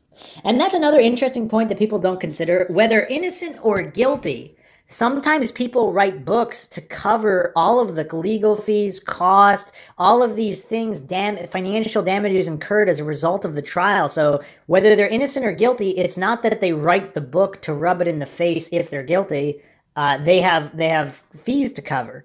And if they're innocent, they also have fees to cover. So it might not be as easy to just disappear from the limelight when your family is suffering. That's just an interesting point. Now, again, nothing to do with the Amanda Knox case, but in some of these cases where there's character assassination involved, and the person is innocent, they might write a book not to rub it in anybody's face, but simply to cover the legal fees and to help their family by any means necessary. And that's, for some people, that's one of the only means to do it. Knox has been a reviewer and journalist for the then West Seattle Herald, later subsumed into West Side Seattle, and attended events of the Innocence Project and related organizations. In a 2017 interview, Knox said she was devoting herself to writing and activism for the wrongly accused. She hosted the Scarlet Letter Reports on Facebook Watch, a series which examined a gendered nature of public shaming. Knox also hosts a podcast, The Truth About True Crime. She had been a featured speaker at fundraising events for nonprofits, including the Innocence Project. In June 2019, Knox returned to Italy as a keynote speaker at a conference on criminal justice, where she was part of a panel titled Trial by Media. That's quite interesting. Knox is married to longtime boyfriend, author Christopher Robinson, who is connected to the Robinson newspapers. I think a lot of people would be scared to go back to Italy after this. I don't know. Again, innocent or guilty, they wouldn't want to go back. So what are the main takeaways here? Because it seems like perhaps Amanda Knox knows more than she has said. Again, that doesn't necessarily mean she's guilty, of course. And then if we factor in her personality, possible psychopathic or sociopathic tendencies, or full-blown cases, does that explain her behavior if she's innocent even? I don't really hear anybody talking about that. Okay, so before we get to the micro expressions and body language analysis of Knox in interviews, I'm just going to go over some general theories from some astute Redditors. Reddit, of course, does have a lot of good true crime discussion. This is from 2 years ago. Amanda Knox, guilty question mark. I've seen a lot of posts supporting the guilty verdict of Amanda Knox, especially on the Amanda Knox subreddit. There seems to be a lot of people who passionately believe Amanda Knox is guilty, so I wanted to hear some solid facts as to why. In the trial, they speak on the casual manner Amanda approached sex, cleaning, and financial matters, but as a college student, all of these behaviors apply to me and the majority of people I know. I understand her weird behavior regarding kissing on the day the body was found, but I can also relate. At this age, love seems to be above all, especially a hot and steamy 7-day love. And that's just a quick aside there. That is interesting. You can't expect people to behave the same way who, let's say, have been married for many years or in a long-term relationship for months or years, and people who basically met each other a week ago and that are both relatively young that may not have had this type of relationship before. Just interesting point of reference here, so let's continue. Why is the lack of evidence being totally ignored? American bias. Rudy Guede is being overlooked while Amanda Knox is being swarmed. Hard to comprehend considering the total lack of evidence against her. Okay, so that's a good point. So a lot of people who even are not psychopaths or sociopaths, they are messy. They have a casual attitude towards sex and all of these things that Amanda's being accused of, as well as possibly being socially awkward and just not behaving in a way that people would think someone would behave. Let me go over some responses here, which are quite interesting as well. I think Amanda was in a tough spot. She was very young in a foreign country, and Italian wasn't her native language. I know a lot of people say Amanda is awkward, and maybe she is, but anyone would feel out of place in that scenario. I think certain things she did were odd, yeah. I'm sure Amanda wishes she could go back and do things differently. I didn't see the kiss as odd, though. To me, the kiss looked more like an intimate display of comforting each other. A kiss hardly makes one a murderer. I also don't care how much casual sex someone has. And the motive just makes no sense. I understand sometimes people just kill, but I also understand why the Kercher family blames Amanda. If someone killed my sister and I was told her roommate did it, I would despise the roommate. I would have a very tough time seeing the roommate as another victim after that person was found guilty in a court of law and after evidence, real or not, was presented to me showing her possible guilt. But at this particular commenter, they're not accounting for, again, the stories from Kercher's friends regarding Amanda's weirdness and possibly telling Kercher to distance herself from Amanda or possibly exclude Amanda from parties, gets-togethers, whatever, outings.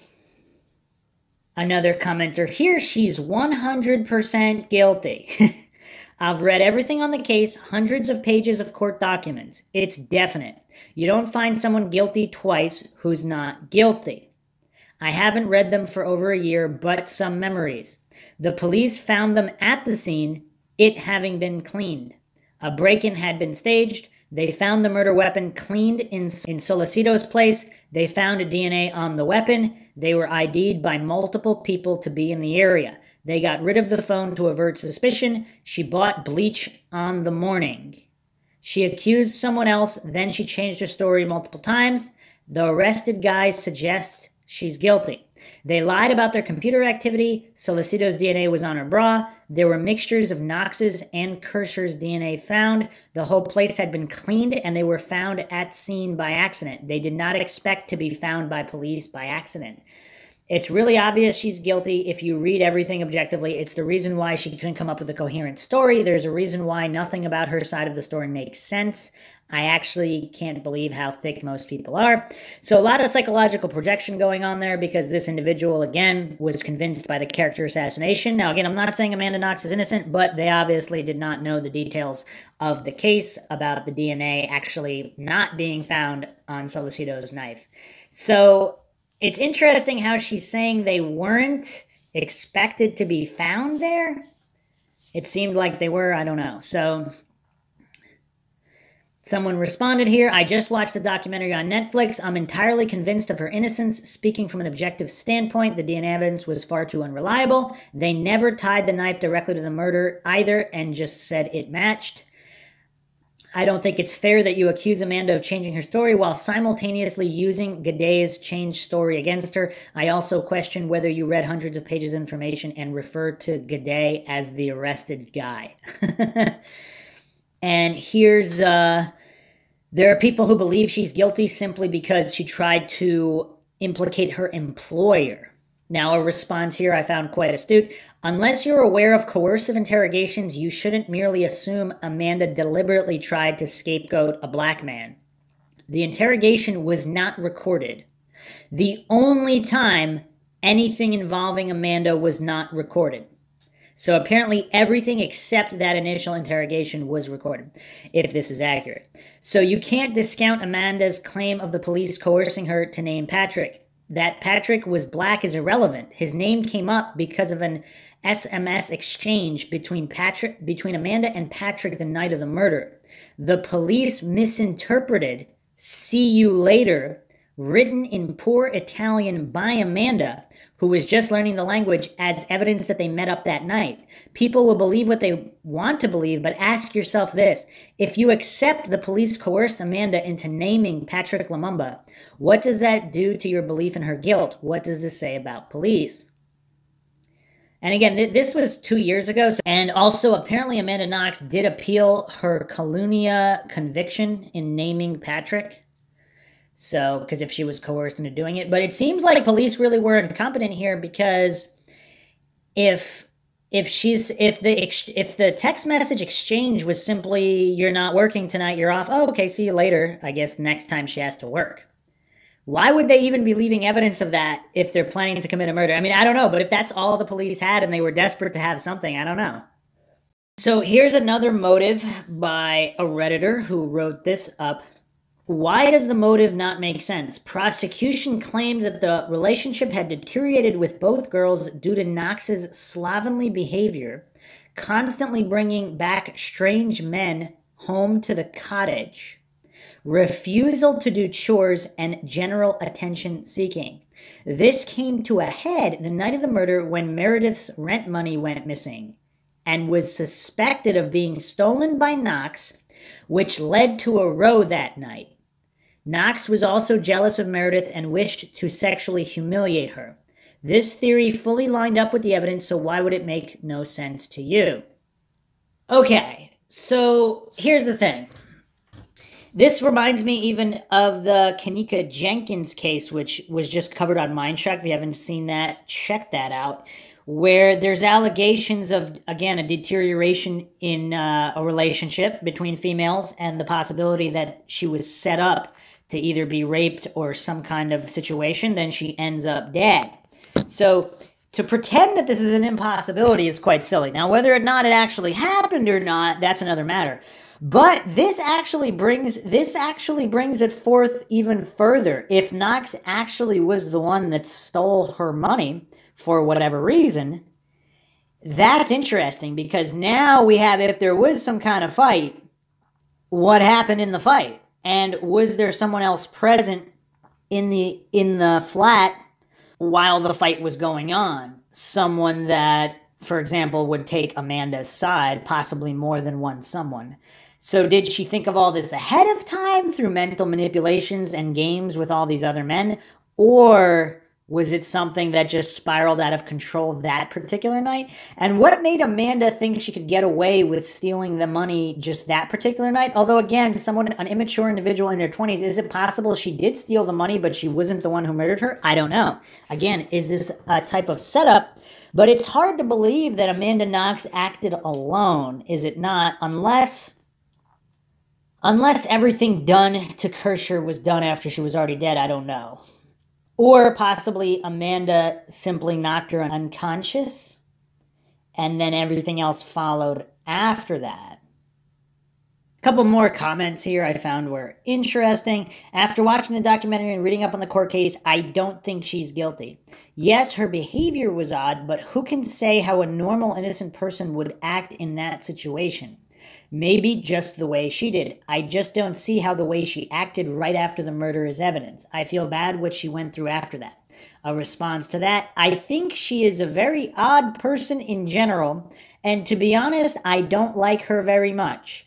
But there's just no reasonable evidence that she's a murderer. The guy who confessed and went to jail for it, whose DNA was at the scene, seems like a more obvious choice. And of course, this could be a black and white fallacy, because if that guy didn't act alone, yes, that guy seems very, very guilty by all accounts.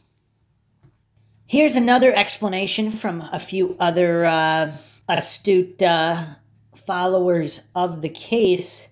Knox became a suspect because A, she had the misfortune to come home after Meredith's murder, and B, because she worked for Patrick Lumumba.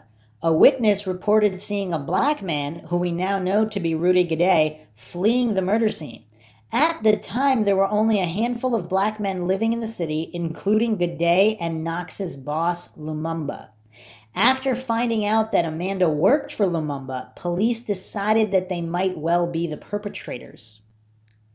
There was also suspicions that police were disinclined to suspect Rudy Guede because he appears to have functioned as a police informant. Now, here's another, again, we keep dealing with these possibilities of police informants. And of course, police informants are a very real thing. So all of the coincidence theorists who are denying any possibility that any individuals involved with any of these famous true crime cases could be police informants, that's quite silly, because that does explain a few things, does it not? So again, we're not saying that the police were completely corrupt and complicit in a cover-up. We're saying they just didn't want to pursue the avenue to find out if it was true or not. Disinclined, as they put it, which is quite, it seems like it might be what happened. And I don't know the statistics of how many black men lived in that exact area, but if that's true and there weren't that many, then it's possible the police automatically focused on Lumumba and they thought their smoking gun was that text message, "See you later," without fully understanding what was going on and without even double checking Lumumba's alibi. Because if he was serving drinks that whole night, I mean, this is just, there's nothing to discuss even. Like, why even arrest? I mean, I don't know if you arrest the guy, but it seems quite strange. But I mean, it seems like this was interpreted. So Amanda Knox said, "See you later" in Italian because she had been called off work that night. So what is "see you later" in a generic terms? In American, "see ya" or "see you later," that doesn't necessarily mean "see you later that night." And people who are fluent in Italian can chime in here. She said, "ci vediamo." Does that actually mean explicitly "see you later" as in the same day or night? And is that what caused the confusion with the police? So if Amanda Knox had not worked for Lumumba, would she have ever been convicted? So just outlining the case as it happened, it seems like it's very possible. And if Guede was a police informant, I mean, this is just, that's an issue. That's an issue that explains a lot. Another response here, African-type hair was found at the crime scene and there were only 2 black men in town and she worked for one of them. It's on the police that they didn't check Patrick's alibi before arresting him. And that's a pretty good point as well. And again, just basic human egos involved. How often do police want to admit that they're wrong or they didn't dot every I and cross every T and it's their fault that this spiraled out of control?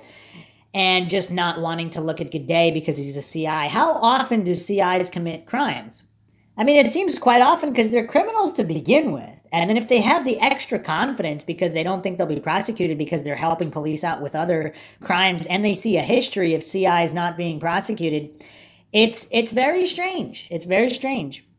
Other people, of course, contest that Guede was not actually a police informant, but he had no job and he was linked to numerous breaking and enterings in the weeks prior to the murder. And so he not only left DNA, but a palm print and shoe prints in Meredith's blood. Some people believe the break-in was not staged. and was consistent with the break-in a week prior at a lawyer's office, which Guede was linked to. So in this theory, Guede thought the cottage was empty for the weekend, again because of the holiday, so he broke in through Filomena's window. He helped himself to the juice in the refrigerator, then goes to Filomena's and Laura's bathroom. While he's using it, Meredith comes home and surprises him. She locks the front door behind her, effectively trapping Guede in the cottage. Only Guede knows what happened next, but apparently at some point Meredith spots Guede and is assaulted. This type of crime is sadly not all that uncommon. After he's killed her, he takes her money and keys and exits the cottage out of the front door. He doesn't bother to lock it, not realizing the latch doesn't work. And that's why Amanda finds the door open the following morning.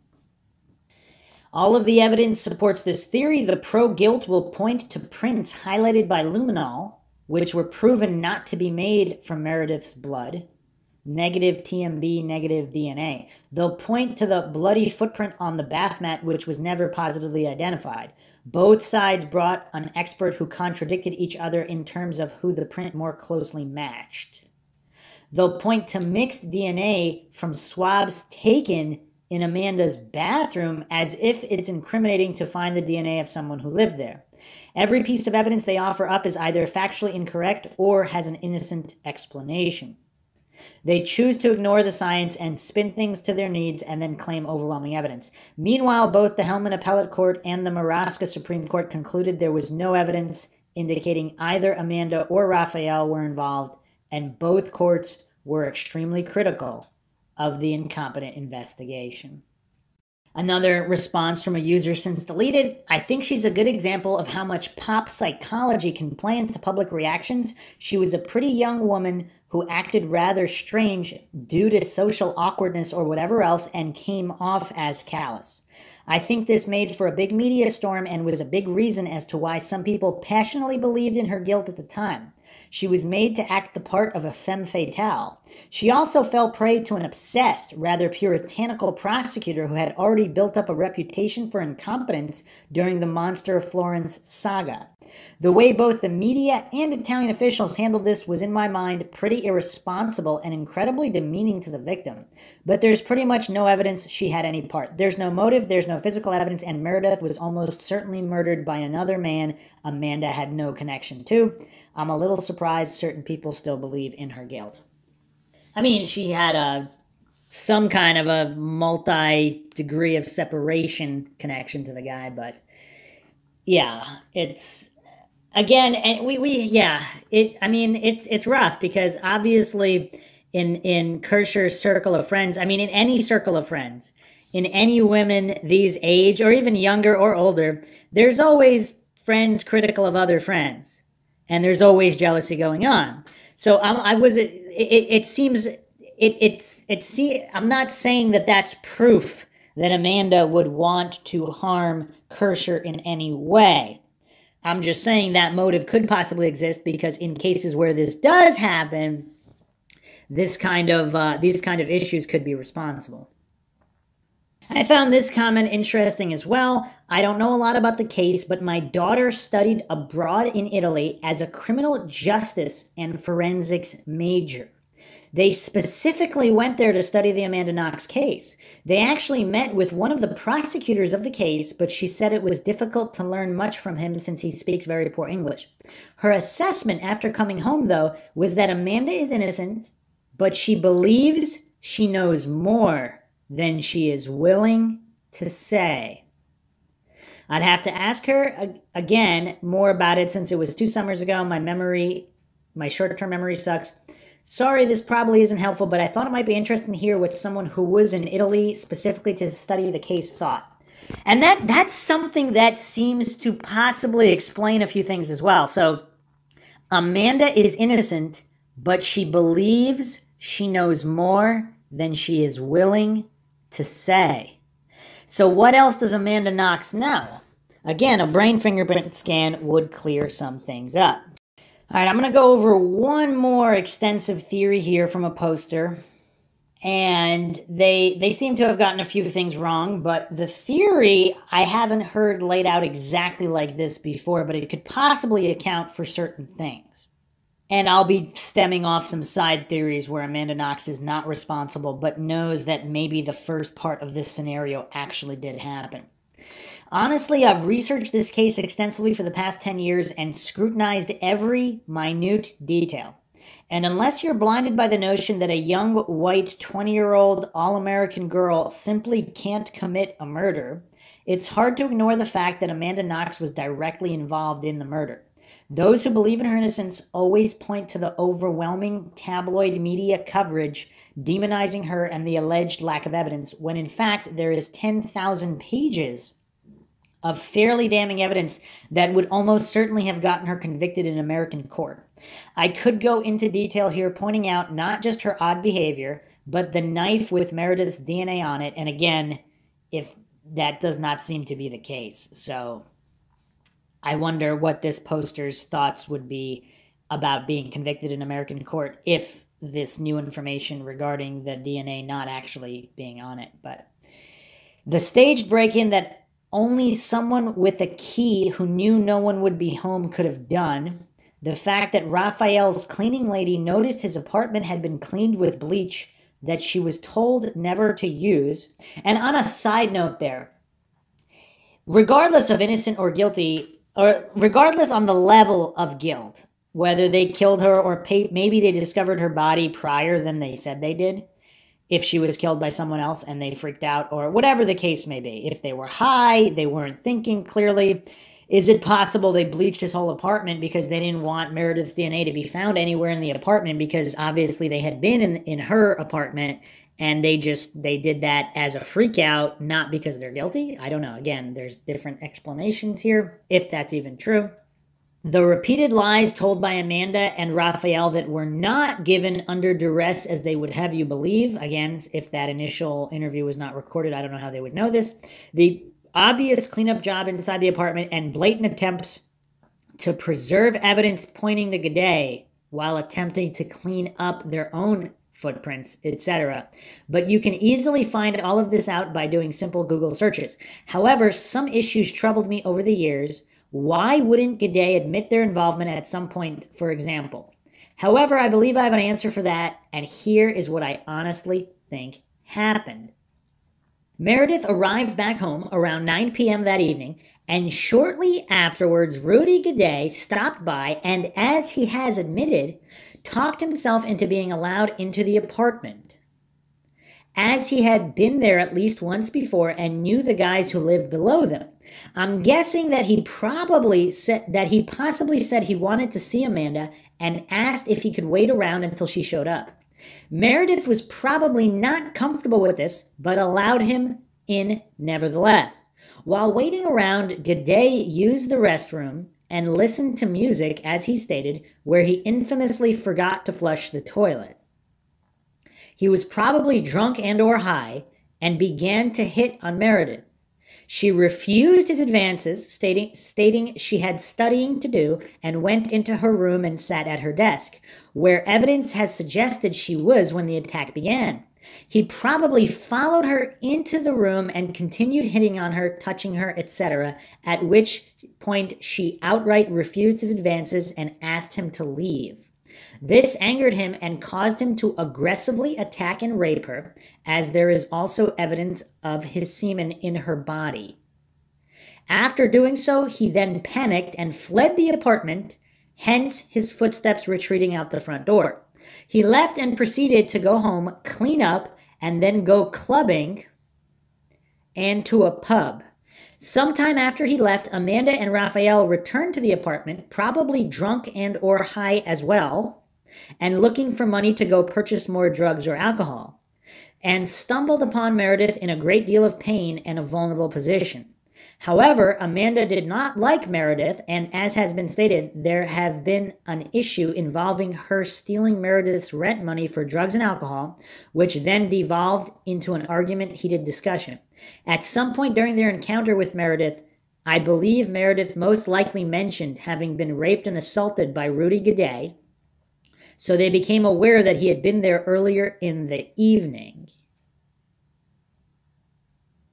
Rather than help Meredith, however, still drunk and possibly angry over financial issues and fueled by extreme jealousy of Meredith, Amanda and Raphael continued the brutal attack on Meredith that had begun by Guede. They began to taunt, mock, and sexually humiliate her as a cruel joke. Amanda viewed Meredith as a prude of sorts, and while drunk probably found it funny that she had been violated, and they began to poke and prod her with knives that Raphael had on his person. It has been stated he was in the habit of carrying knives around him wherever he went. They may not have initially intended to kill her, but rather just to humiliate, degrade her, and take advantage of her vulnerable position. But their drunken taunting turned violent at some point. I'm guessing Meredith most likely was arguing back with Knox and angering her further, or perhaps pleading for help, which propelled Knox into a position of power over her, which she greatly enjoyed exerting. Raphael has stated that even though he'd only known Amanda 5 days, he was crazy in love with her and had become obsessive and would do anything to please her. Plus, he had some violent tendencies of his own. Keep in mind they were most likely very drunk or high during this time, and this is not something they would normally do, but rather were acting rashly and not considering the consequences at the time. Throughout this process, Amanda impulsively killed Meredith with the knife wound to the neck, which is why her DNA is on the handle of the knife believed to be the murder weapon, and Meredith's on the blade. Again, this DNA evidence apparently was not substantiated. Raphael was probably holding her down, hence the evidence of there having been at least 2 attackers and Meredith's inability to defend herself against Knox. They then took off in a panic and began racing back to Raphael's apartment, but stopped along the way and engaged in an argument. The argument overheard by the homeless man who saw them that night. The defense has tried to say that he had the knights confused, but I don't think he did. And again, to that point, a heroin addict may or may not be confused, right? Because even a heroin addict is not going to be wrong about absolutely everything and their sense of time all the time. But again, they can't be 100% reliable either, right? Because maybe they did confuse the knights. They were most likely arguing over whether to immediately begin a cleanup job or come back in the morning, and ultimately decided to return early in the morning once they had time to figure out what to do and to get their story straight. They went back to Raphael's, discussed their strategy, then went to bed to catch a few hours sleep, woke up around 5:30 a.m. when Raphael's computer had non-disputable human interaction and played music for a half an hour. He also switched his phone on around 6:02 a.m. as they got ready. They then proceeded to buy cleaning products from a nearby store around 7 a.m. They were seen by a clerk doing so, and then headed over the apartment where they engaged in a serious effort to stage a burglary, clean up any evidence that pointed to themselves, and preserve all evidence pointing to Guede. They discarded Meredith's phone in a nearby yard where it was later found, moved her body around, and covered it with a duvet. Amanda and perhaps Solicito may have felt some remorse at this point, hence the sensitive covering of the body, and then initiated their plan of calling the police to come, after which their behavior became increasingly strange and bizarre. I believe they were highly narcissistic and arrogant, and genuinely believed they could easily just stage a burglary and pin it on Guede. However, their stories began to slowly unravel, and they ended up changing their stories several times as they came under increasing scrutiny by the police, and from there it turned into a media circus. It has always bothered me why Guede would not throw them under the bus if all 3 were involved, as this could have helped him out. Possibly I thought there may have been an underhanded payoff by Solicito's defense team for him not to do so, but I feel like now that it has been several years, he would have eventually confessed to their involvement if he had truly been present with them during the crime. However, if he came earlier in the evening and left prior to their arrival, this would explain his lack of knowledge regarding their presence in the apartment, as they did not arrive until after he'd already fled. Quick aside here, too. Is it possible they weren't responsible for the murder, but they were at the apartment, possibly drunk or high, and they were too scared to do anything during the assault and rape of Kercher and possible murder? So they were ashamed that they didn't help or whatnot, And that explains a lot of the strangeness. So they were present for the murder, they just weren't responsible for it. Is that a possibility? Again, this is Mindshock. We're exploring all possibilities, all theories. They, however, became aware through talking with Meredith that he had been there earlier and deliberately attempted to frame him for the murder. As I stated, there was an obvious staged burglary and attempted cleanup job in the house. As much evidence has corroborated, it does not make sense that Guede would return to the apartment and do this himself, and there is no evidence for him having done so.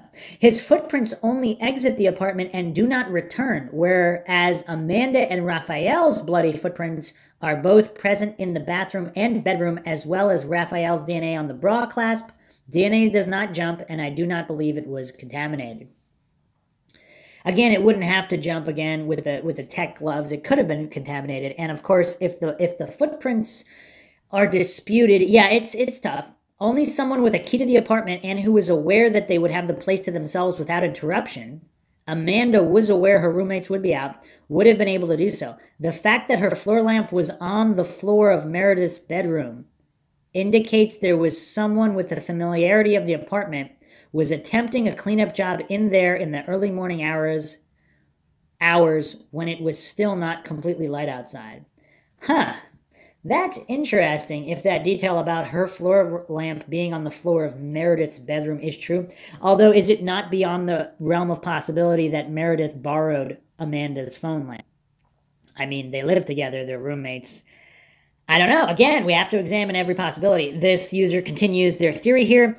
It is unfortunate about the media circus occurring because it easily allows Knox to paint herself as an innocent victim that was degraded by the Italian media. She was, in fact, demonized by various tabloids at the time, but this does not automatically mean she is innocent. And in the years since, if you try to look up information on the murder and trial, you will be hard-pressed to come across any U.S. articles that portray her as anything other than an innocent victim railroaded by an unfair justice system. The U.S. has decided to overwhelmingly believe her in her innocence and to completely ignore the lies she told, her lack of an alibi, the overwhelming evidence against her, knife, mixed DNA, shoe prints, again, that's all disputed, and simply promote the narrative that she was the quintessential all-American girl that unfairly got maligned by Italian courts and media. There is a great deal more evidence I haven't mentioned here that points to her obvious involvement, but I won't get into that unless asked to do so simply to keep this post from getting too long. You can easily find it out through some extensive Googling, once you get past all of the articles professing her total and complete innocence. I think it is the tendency of many Americans to put themselves in her shoes and imagine how they would feel in the situation. But ask yourself, if you had just found out that your roommate was brutally raped and murdered, wouldn't you be frantic and in a total state of panic? Again, unless you were a psychopath, sociopath, somebody with mental issues, maybe somebody on the spectrum, even if you were innocent, you still would behave in a weird way. So again, I guess that's something they're not factoring here. In fact, her Italian roommates, upon returning home to the apartment, reacted in just such a fashion. That was not the behavior exhibited by Knox. Yes, I've heard of all the arguments that everyone acts differently, etc., but I just don't find that to be the case here. As a student who has studied abroad twice in both Italy and England, I and literally everyone I know would have totally freaked out if this had happened and probably fled home immediately, not gone shopping for lingerie shortly afterwards, or made statements like, of course she was in pain, she had her expletive throat slit at the police station. Also, Knox could not have yet known that information at the time, yet another detail that seems to get overlooked. That is something that needs more addressing if that is the case.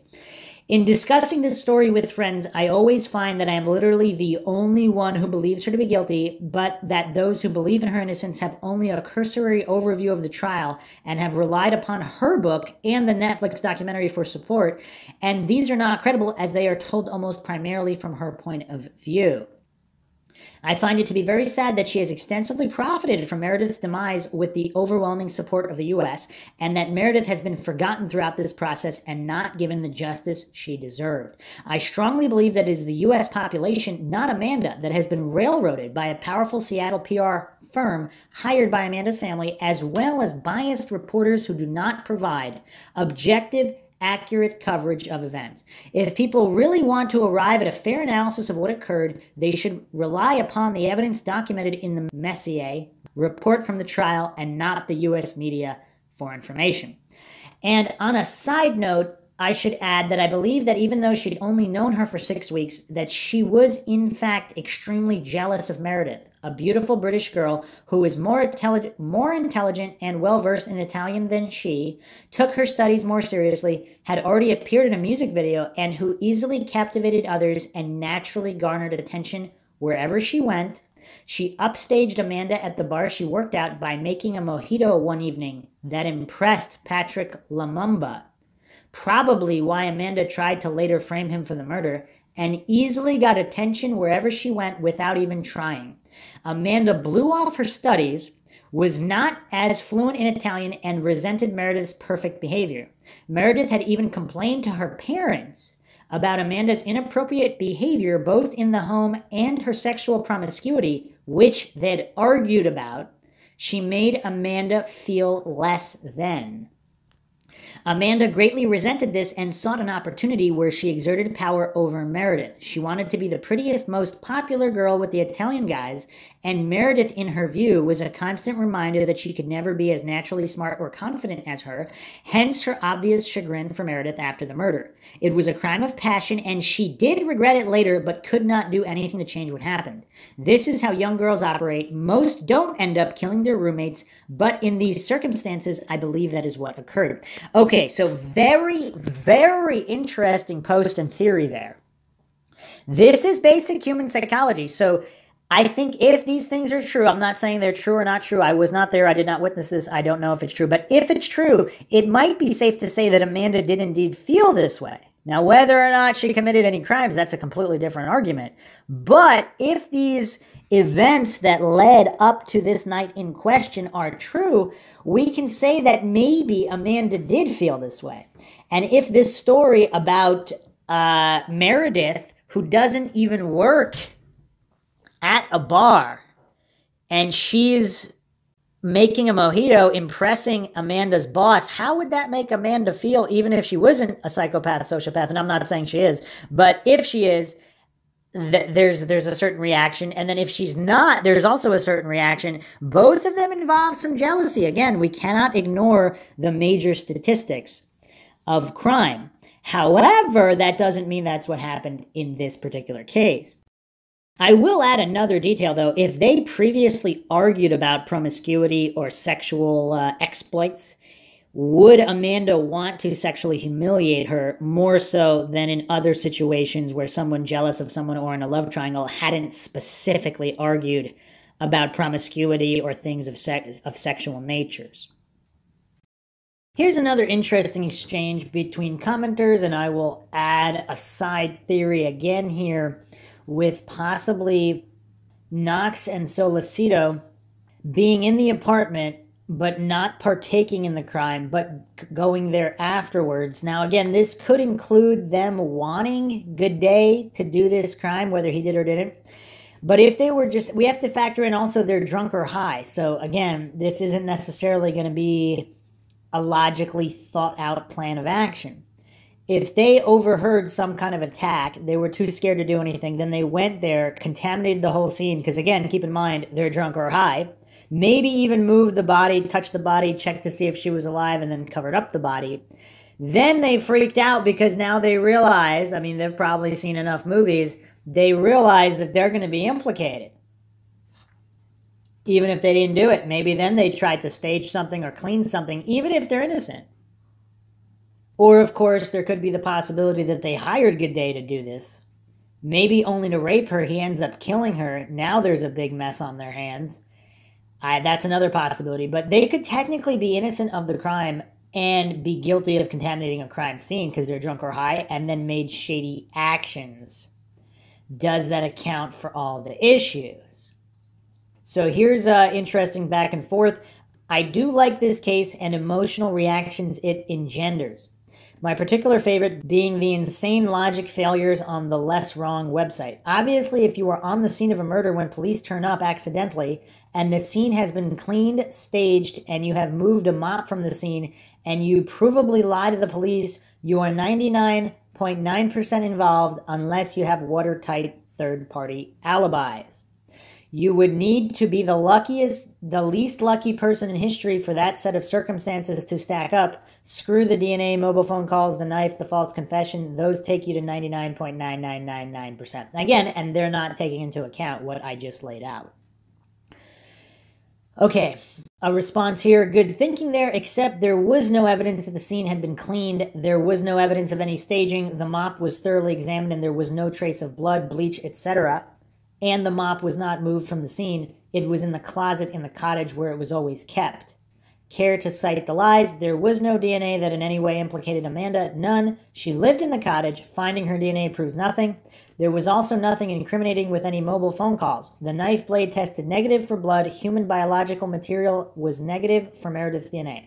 The knife also was not a forensic match for the wounds, nor could it have made the imprint in blood on the sheets. The false accusation was the result of a coercive interrogation. Let's see what the ECHR has to say about it.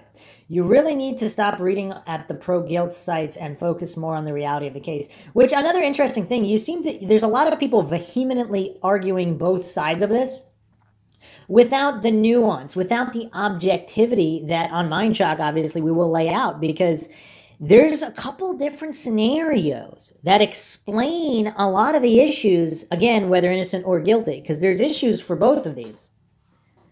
Because if they're guilty, how do you explain Guede? If they're exclusively guilty, or Amanda Knox is exclusively guilty. Now, of course, you could say they're all guilty, and then now we have a mess on how to explain all these things. But they continue here. So you are saying that their own testimony regarding the inopportune sink problem the night before requiring the mop is wrong? No evidence of staging like the body being moved, bra cut off after blood was dried, none whatsoever. This right here is what I find fascinating and somewhat frightening about the case.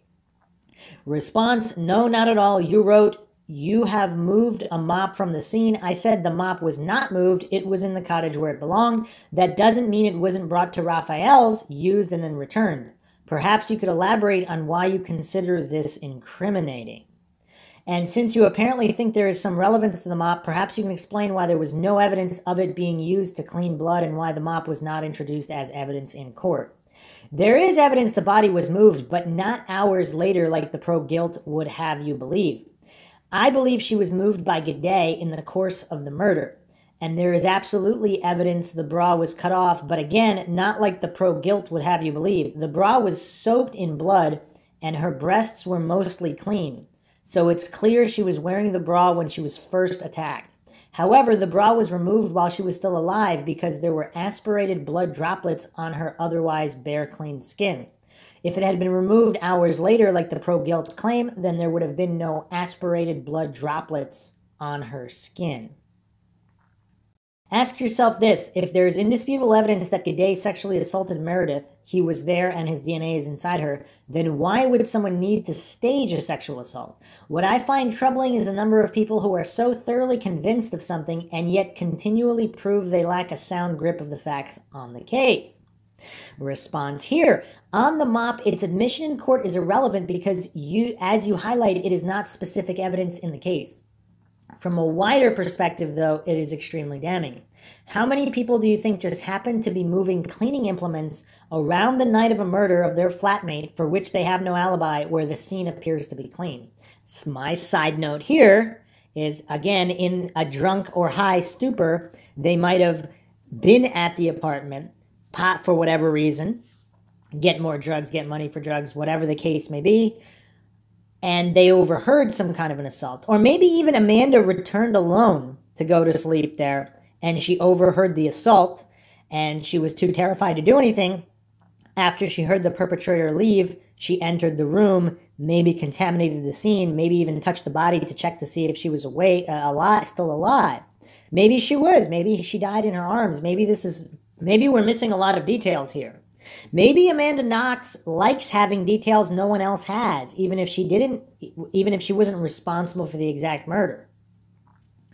or any kind of nefarious activity of any kind. Maybe she was looking to steal the money, but there was this other guy there assaulting and raping her flatmate, and she did not stop it. She hid, and then she came out, contaminated the scene, and then wanted to clean the scene because she thought she would be implicated, particularly if they were fighting.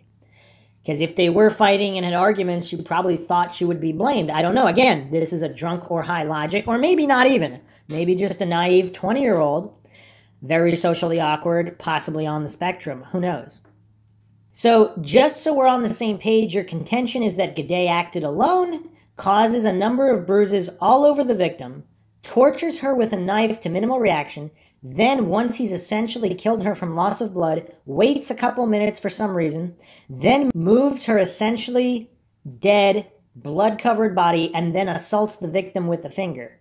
Then this is a man who then has the presence of mind to feel bad and cover the body and lock the door, but leave the flat with the bloody shoe prints and leave a present in the toilet, but discard 2 cell phones.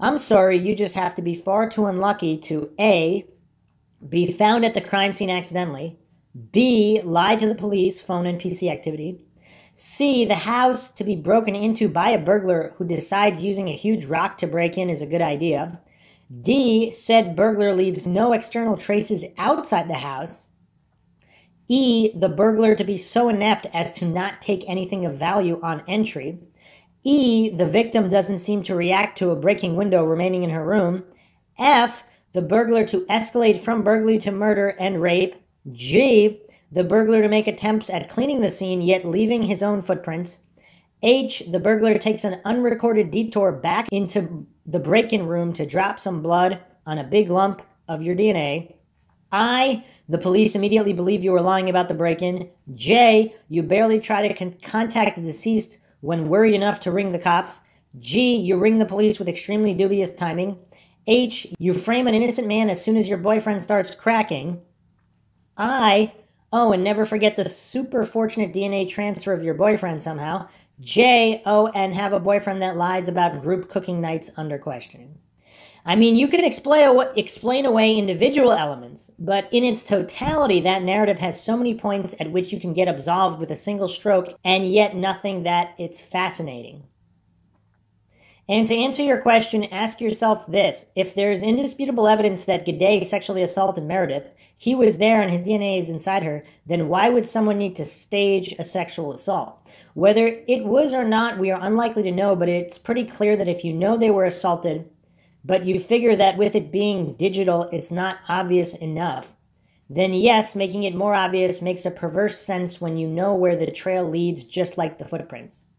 As I said, in a field of red flags, it's fascinating to me the conscious fascination on detailed explaining away of single flags. Okay, another aside here, this is a theory I don't know if I've seen before. Let's say Amanda Knox, 100% innocent of the murder. If she stumbles into the apartment, sees the dead body, if she is some kind of psychotic, sociopathic, mentally deranged, disturbed individual, would she do something to the body because she doesn't like Meredith, even if she didn't kill her? And obviously that doesn't include the possibility that she set her up to be killed, so that was done on purpose, and then that would necessitate the cleaning of the scene, even if she herself hadn't murdered anybody. Again, different possibilities here, many of them are dark. The response to this, if it were damning of them, then why wasn't it presented in court? I'm afraid you are applying a spin on something that doesn't warrant it. The police confirmed it was wet under his sink. His father confirmed Raphael mentioned the leaking sink. So it's an entirely legitimate scenario which you wish to put into question despite the evidence to support it. As for the rest of your assertion, they do in fact have an alibi. Again, if you wish to question it, that's fine, but it's incorrect to say they don't have one, and there is evidence to support it. There is no evidence the scene was cleaned. Yes, it is my contention Guede alone committed the crime. You can try to contort things as much as you like, but the fact is 6 of 7 pathology experts representing both the prosecution and the defense testified that the wounds were consistent or compatible with a lone attacker. Nothing happened to Meredith that hasn't happened to millions of other women who were murdered by a lone assailant. Covering the body is not an issue of presence of mind. It's mostly it's most likely an emotional reaction by the killer who couldn't bear to look at what they had done. The unflushed toilet's almost certainly a result of him being on the toilet when Meredith came home. And he didn't flush because he didn't want to alert her to his presence. After the murder, he simply forgot. Regarding being unlucky, A, they were not found at the crime scene accidentally. They had raised the alert, called Philomena, called Raphael's sister, and called 112. It is a coincidence the postal police arrived when they did, but if it hadn't been them, it would have been someone else. B, they didn't lie to police. I'm not sure what you think they said regarding phone activity. Perhaps you could articulate. Need I remind you it was the police who fried the 3 hard drives. And after data recovery and proper analysis, it was confirmed there was activity at least as late as 9:26 p.m., and I believe Meredith was dead or dying by then due to stomach content analysis. C, I have no idea what you mean by this. A rock was thrown through the window to gain access, just like a rock was thrown through the law office window a couple of weeks prior when the laptop found in Guede's backpack was stolen. D, Guede climbed up the security bars protecting the window below Philomena's window and pulled himself up. The break-in itself is unremarkable. However, if you review the investigation and evidence, you will note an alarming lack of forensic investigation of the break-in, probably because the police decided it was staged right from the beginning. CSI 101 says you never assume, investigate, and allow the evidence to lead. They didn't do that. E, Guede believed he had the cottage to himself, being it was a holiday weekend and lots of people were out of town. His drinking juice from the refrigerator and then using the bathroom shows this. When he was surprised by Meredith, his plans changed. F, do you want me to start citing cases where a burglary turned to homicide because the owner interrupted the burglary? It's a more common crime than you might think. G, since there is no evidence of a cleaning, this point is moot. However, the suggesting that a cleaning could have been done that left no evidence of the cleaning itself and which managed to remove microscopic traces of Amanda and Raphael but left traces of Guede is both impossible and illogical. Now, would they even try to do that, though? Again, we're talking about a 20 and a 23-year-old. We're not talking about, like, if these accused were, let's say, in their 30s or 40s and possibly CSI-obsessed watchers or possibly even lab techs in their own right, that would possibly make more sense. H, the mixed trace was microscopic and it was found December 18th, after the forensic police had been walking all over the cottage. That you would call this a big lump exposes your bias. I, the police were wrong, nothing new there. J, 4 calls were made to Meredith's phone trying to find her. That's hardly, barely try. They called the police when they called the police. There's nothing dubious about it. That was K. L, the interrogation was coercive. Fact, Donino tries to convince Amanda she has traumatic amnesia. Fact, the police found the SMS message and believed it meant that Amanda was meeting Patrick that night. Fact, the police bragged about getting Amanda to crack and tell them that which we already knew to be true. It's hardly a stretch to see this as a classic coerced statement. M, also never forget the forensic technician picking the clasp up with dirty gloves, literally stroking the metal hook where the DNA was found, handing it off to another technician, then placing it back on the floor to photograph before finally placing it in a collection bag. Never forget this clasp was tested only one time. Even the RIS testified a minimum of 2 amplifications are required to render the results reliable. And then the clasp was improperly stored, destroying the evidence. Never forget additional male alleles were found on the clasp. All quite convenient. And group cooking nights, sorry, you'll have to elaborate on that one. No, each and every point you raised is entirely consistent with Guede acting alone, a rush to judgment by the police, and an incredibly incompetent investigation. I can take any scenario and spin things and then claim the totality of my spinning proves guilt, but the legal system doesn't work that way. You obviously are missing the point. Meredith was sexually assaulted. She was nude from the waist down, and it's entirely logical to assume Guede did that since it's his DNA inside Meredith. Her bra was removed while she was still breathing. It is clear by the time she passes the evidence of a sexual assault is very obvious. What else was done to stage a sexual assault that wasn't done for a real one by the one person proven to have sexually assaulted her. Your error in logic on this point is the direct result of you believing Amanda and Raphael are involved, and therefore you have to explain away the obvious. But it was Guede's DNA in Meredith on her clothes, on her handbag. It was Guede's palm print in Meredith's blood on the sheet.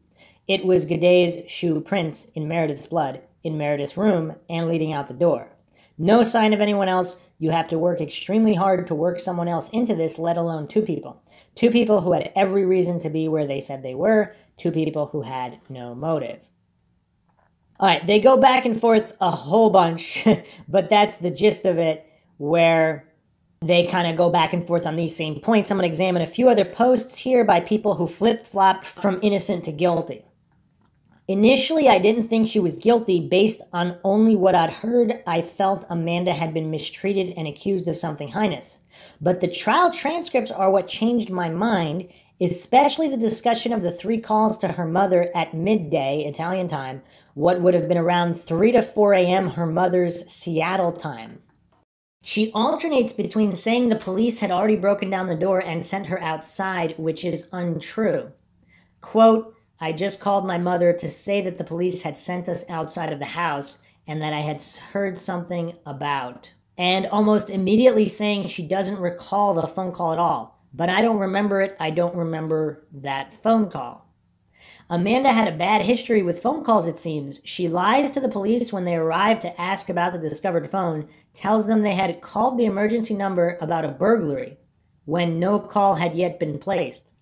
Interestingly, if Amanda's comment regarding the calls to her mother are to be believed, that is that the police had already broken down the door, then why afterwards place the emergency call? Amanda's calls to her mother are placed beginning at 12:47, Solicito's call to the emergency number are 12:51 and 54. Why call the police with the police right next to you? It's a small tidbit of a much larger complicated case, but it's what led me to being more critical, and ultimately I lean towards guilt now. Now that's a little bit weird because, first of all, the time frame there is very close. We're talking a matter of minutes. So do bad memories or some kind of shock, internal shock, whether it's being exhibited externally or not, does that explain that away? Other people point to her doing cartwheels at the police station as evidence of her guilt. I can't really explain that one away. Again, if someone's super highly stressed out, if she has mental issues already, obviously the average person probably would not do that, but even a guilty person, would a guilty person do that? How many guilty people have done cartwheels at a police station? I'm just saying for comparison. It seems kind of strange to use that as evidence of someone's guilt. But the breakdown here is someone asked, why would she lie about calling her mother? The explanation here, because in her stated timeline to the first police on scene, there was nothing to worry about when they first arrived. Ringing your mother at 4 a.m. before the arrival of the police implies a lot of worry about something and is highly damaging to her testimony. I mean, I'm not sure if you're freaked out because you think someone broke in. I mean, I don't know. Or you think maybe somebody might be in danger. You might ring your mother at that time, particularly if you're 20 years old. I mean, 20 years old, immature 20, I mean, that's not far from a teenager, so who knows. So next we have a more recent post, Amanda Knox is guilty, changed my mind, made about a year ago. I have recently learned about this case, and I find it extremely interesting. What I have sadly noticed is that once people made their mind about Amanda being guilty or not, they tend to ignore any evidence or clues they might be wrong. Uh-oh, do we have some cognitive biases going on here? What's more, it was really hard for me to find any hard evidence pointing at a particular direction. There's a lot of websites claiming she and her Italian boyfriend were guilty, but it's mostly allegations and unverifiable evidence. On the other hand, the same can be said about websites defending her innocence. I do think she's guilty, but I'd appreciate any insight you might have. It would really help if you have any hard evidence, not just, I heard she was heard saying that, blah, blah. I will also ignore arguments like she seems odd, or she has acted inappropriately, since they are highly subjective and of little value. I will speculate on what might have happened. I'd love to have evidence against my theory, so please share what you have found. I'm not fluent in English, so please forgive me for all the mistakes I've made in this thread. Okay, what I think might have happened. Rudy Guede didn't kill Meredith and his testimony is honest. According to Rudy, he was invited to Meredith's house on a date, and during them making out, he excused himself to the toilet where he spent approximately 10 minutes. During that time, unknown perpetrators have entered the house, fatally wounded Meredith, and fled. He left dead Meredith in the house and fled, afraid he might be considered a suspect in the case. Okay, hold on a second. So this is a very, very interesting theory, because let's say we could do this another way. Let's say she didn't invite him in. If he broke in before she got home, he's on the toilet, she gets home, he's in the bathroom, he can't flush the toilet to alert her to his presence, but someone else came home with her or followed her home. So again, the only problem being, of course, that if he assaulted her after the fact. So if he's a deranged loony, did he take advantage of someone else breaking in and possibly assaulting her, and he just took advantage of that situation, and it wasn't Amanda Knox and Solacito? It was someone else, and Guede is not the one that fatally wounded. I mean, I don't know. It's bizarre, but let's get back to their theory here. In this scenario, Amanda and her boyfriend or another person re-entered the house once they figured Rudy didn't call the police, undressed her, and staged the burglary and the rape. It does seem to be compatible with the evidence found inside. Rudy's DNA and shoe print were found inside, and it might look like somebody purposefully didn't clean them. He claimed he tried to rescue Meredith with towels. They were present at the scene. Oh, hold on a second. Rudy Guede really needs a brain fingerprint scan, because he would really, he's probably the critical element in solving this case, possibly more critical than Amanda Knox.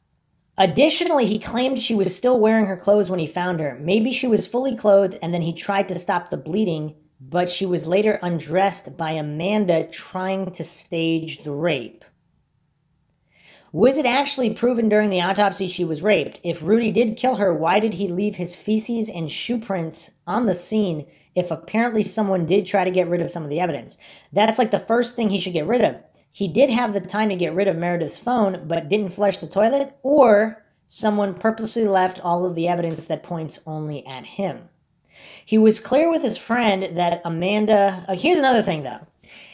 If Amanda... Okay, we're operating... If we're taking at face value that Amanda Knox and Rafael Solacito really were drunk and high, what if they weren't? If they had the wherewithal to, let's say, wear some kind of plastic coverings on their hands, feet, maybe even some kind of who knows how they cleaned the scene. If they weren't drunk and high, is it possible they could have done a somewhat competent cleanup job to get rid of their own DNA? And if they were staging and they knew they were staging, that does increase the likelihood of that particular possibility. He was clear with his friend that Amanda wasn't there. Why would he miss the chance to blame the murder on someone else, someone already considered a suspect by the police? Either he knew she wasn't there because he had only seen one person escaping the house, or she was his accomplice and he didn't want to frame her for one reason or another. He did change his testimony later on. Did he remember something new or simply lied? Again, brain fingerprint scanning would solve these problems. Why would he stage the burglary? That makes no sense to me. It was in his best interest to make police believe that Meredith had known her murderer since he had no connection to her. The scene must have been staged by someone who desperately wanted detectives to believe the deed was done by someone without an access to the apartment. Ex-burglar staging burglary is ridiculous. Was it proven that there must have been more than one murderer? If so, who could it be if not Amanda? Why Rudy never disclosed that? Which brings me to another point. Why Rudy still claims he's innocent? He's already got his sentence. Correct me if I'm wrong, but at this point, he can't be charged again with the same murder. If he did kill Meredith with Amanda or any other person, it seems logical to admit that and exchange his information for lower sentence. I can't imagine a cold-hearted murderer still loyal to his companions in crime after 15 years in prison. All three of them lied to the police at some point. Both Raphael and Rudy came with alibi for Amanda, which later turned out to be false. Why anybody would go to this length endangering themselves? Now about Amanda. Both Amanda and Raphael lied on multiple occasions. Why? I've seen arguments that she was afraid, in a foreign country, beaten by police. It doesn't really explain, in my opinion, framing her boss for the murder. It seems cruel and unnecessary, unless she knew someone else was in the house when she murdered Meredith. Some black man she didn't know. Maybe neighbors have seen him too. So she might have framed the only black person she knew to divert police attention. Additionally, she was fluent in Italian, and despite that she had an interpreter, from what I gathered, who never confirmed her story about being brutalized by the police. Please correct me if this information is false. And again, if the interpreter was a police interpreter, she might be too scared to verify the police brutality if she works with the police. Why Raphael lied about the knife? If you're innocent, what's your first reaction on hearing that they found your DNA on the crime scene? Coming up with an elaborate and fake story about this one time when the victim was in your house and played with a knife? Huh. That's interesting if that was his excuse. Why did he lie about Amanda being at this place? Did they call the police? I've found websites claiming they never called the police and were in fact surprised they showed up on the scene. Does anyone have reliable information regarding that? Some unverified information I found. If anyone has any proof against or for, please share. Amanda's phone being turned on in downtown that night. No track of activity on Raphael's computer when they were supposed to watch a movie, yet the computer being turned on around 5 a.m. when they were supposed to be asleep. Bleach found in Raphael's apartment. Amanda says herself in the documentary that they tried to open Meredith's door, but I've also read that they never notified the police and they were trying to persuade them not to open her bedroom. Is that even true or just another gossip? What about Amanda's blood on the scene supposedly mixed with the victim's blood? Was it actually verified? What speaks for Amanda's innocence is lack of clear motive. Rudy has said that Meredith had told him Amanda stole money from her. Maybe she threatened to report her to the police, and Amanda wanted to frighten her, and it went south. But this is just speculation. I don't really buy this whole sexual deviant thing, but again, no evidence for or against. Please share your thoughts. However, I'd like this thread to be fact-based if that's possible. I know there are many gossips on the internet regarding this case, but if you decide to share one, please provide the source, preferably confirmed, not just someone else's opinion. I know I have speculated a lot in this thread and might as well be wrong. I'll continue to look for hard evidence for or against my theory and will post it here should I find any. So there's a response here with an interesting snippet from the Marasca Bruno report. Amanda Knox present at murder and strong suspicion regarding Solicito.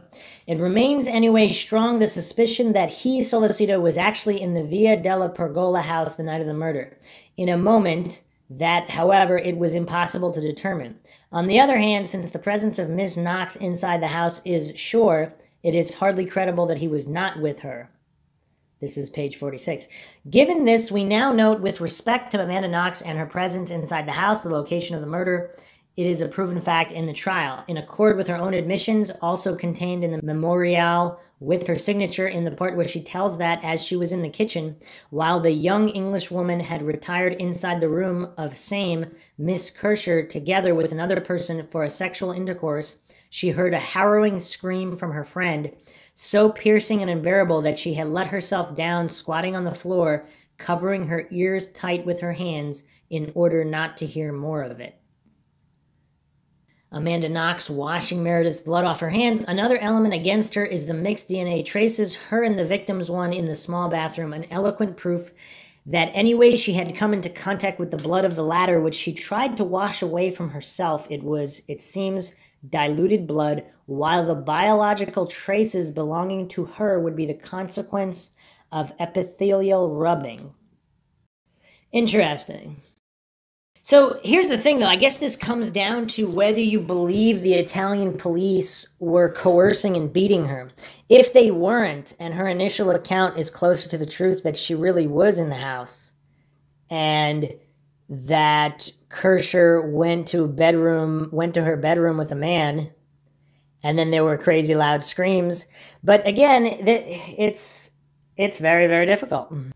So here's a history of Rudy Guede. in leading up to his arrest for this crime. September 1st, 2007, Rudy broke in through the second-story window of a local nightclub bouncer. When the bouncer confronted him, Rudy pulled a switchblade similar in size and shape to the knife that was later used to kill Kercher and escaped. October 8th, 2,000 euros were stolen from a local nursery school.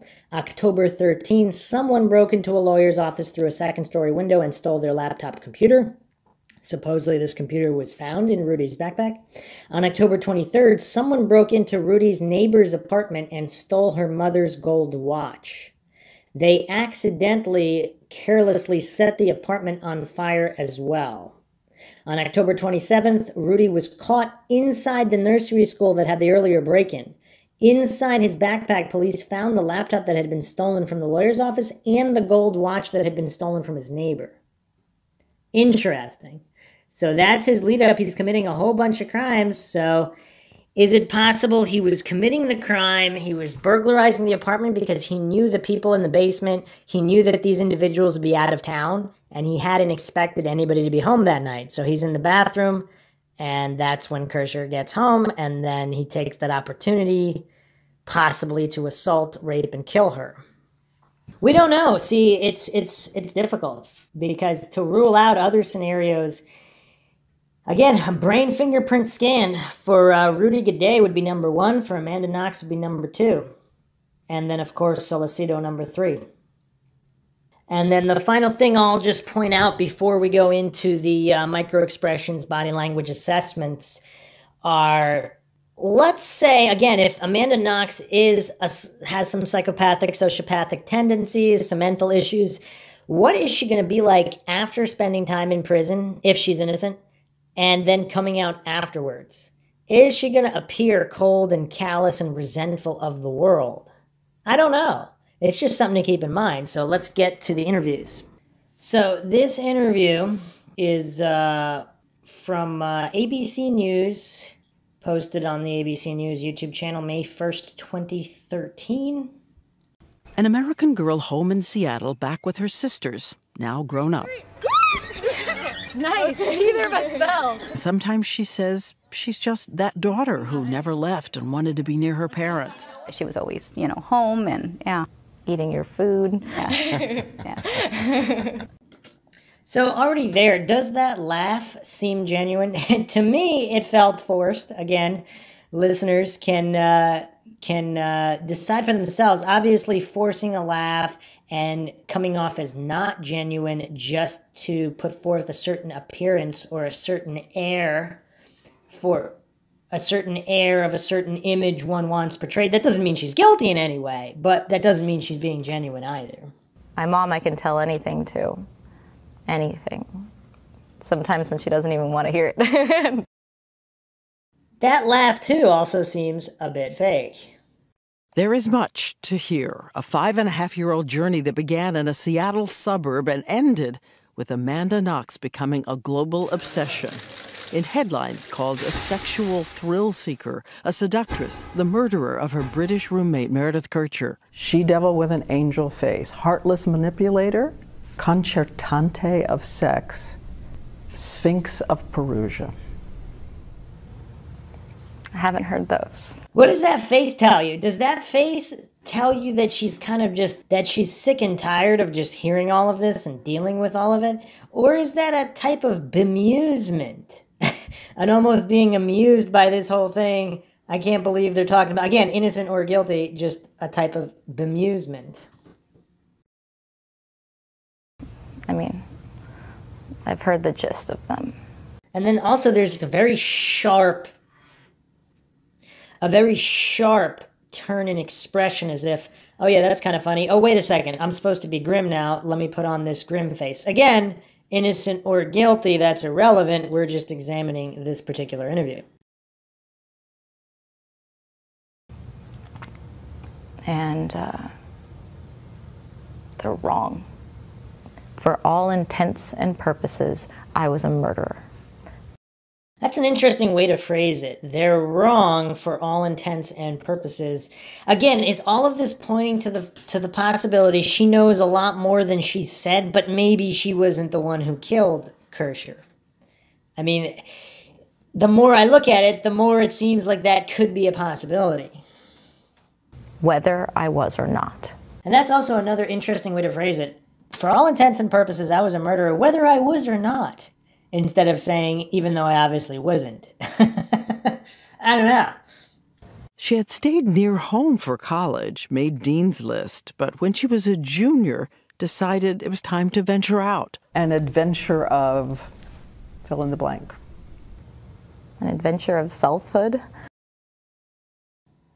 She does see, yeah, it's hard to rectify.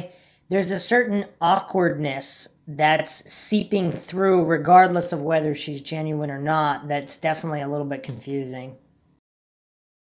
She worked 3 separate jobs to earn the money for her year abroad. Her mom was excited.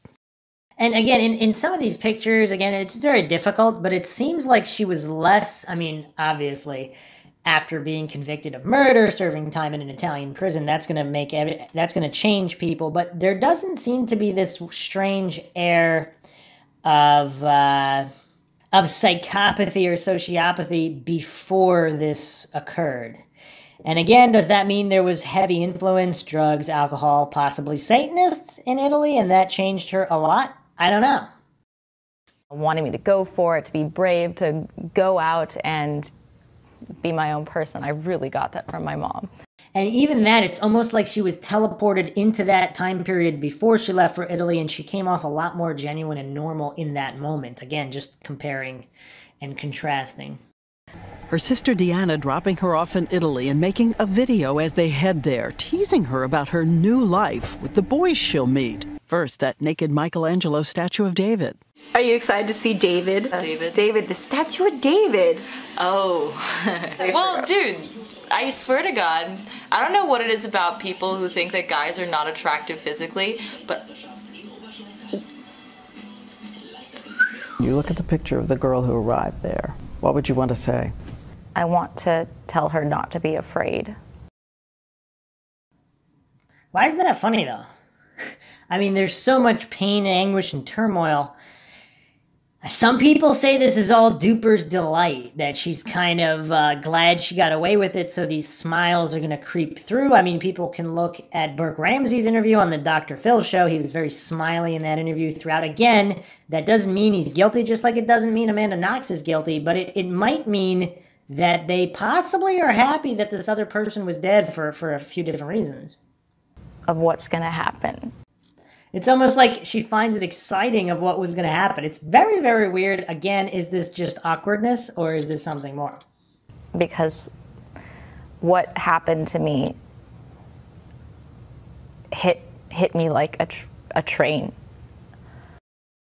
Now, again, I'm not going to jump to that being not genuine, but it's almost like there was a conscious decision. Wait a second, I have to put on this face now. But that actually didn't come across that ingenuine. It seemed like she might have been genuinely kind of tapping into the genuine emotional, traumatized portion of what happened in the aftermath. Again, innocent or guilty. And there was nothing I could do to stop it. She has only been in Italy 5 weeks, going to school in the morning, working at a bar at night. One night, with Meredith, she goes to a classical music concert and sees a young man who reminds her of Harry Potter.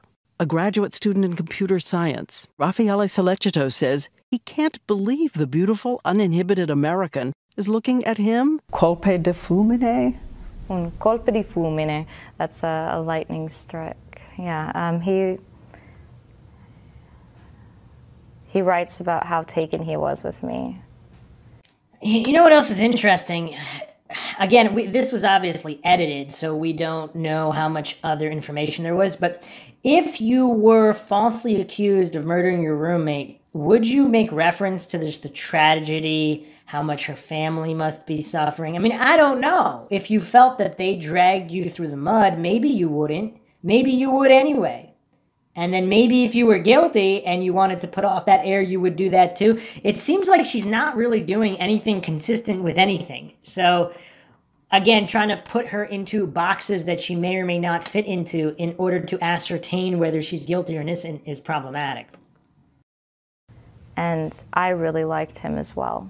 They become a couple for just 1 week, 7 days, before they enter the 24 hours that are at the center of this mystery and this debate, starting with the night of November 1st, when Meredith Kercher is murdered. What are you doing the night of November 1st? November 1st, we stayed in.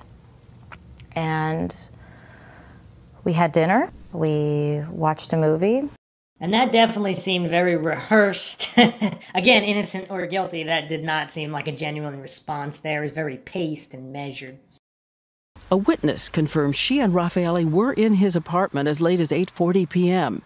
His computer confirms that someone had ordered the movie Amelie. We smoked. We had sex. We were together. We just hung out together. We made faces at each other. We were being silly and together. How high were you? I had smoked a joint with Raphael, and what that did to my memories was it made them less concrete, but it didn't black them out and it didn't change them. It's a very interesting answer. Some would say a lot of obfuscation. You remember with clarity that you did not go out that night. You stayed in the whole night. We stayed in the whole night. I don't know. Does everybody believe her?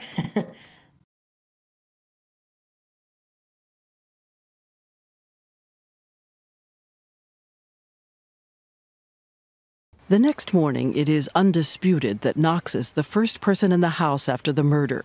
She says she made the 5-minute walk from Raffaele's apartment to take a shower at home and get fresh clothes. You go home to take a shower? He has a shower. Why go home?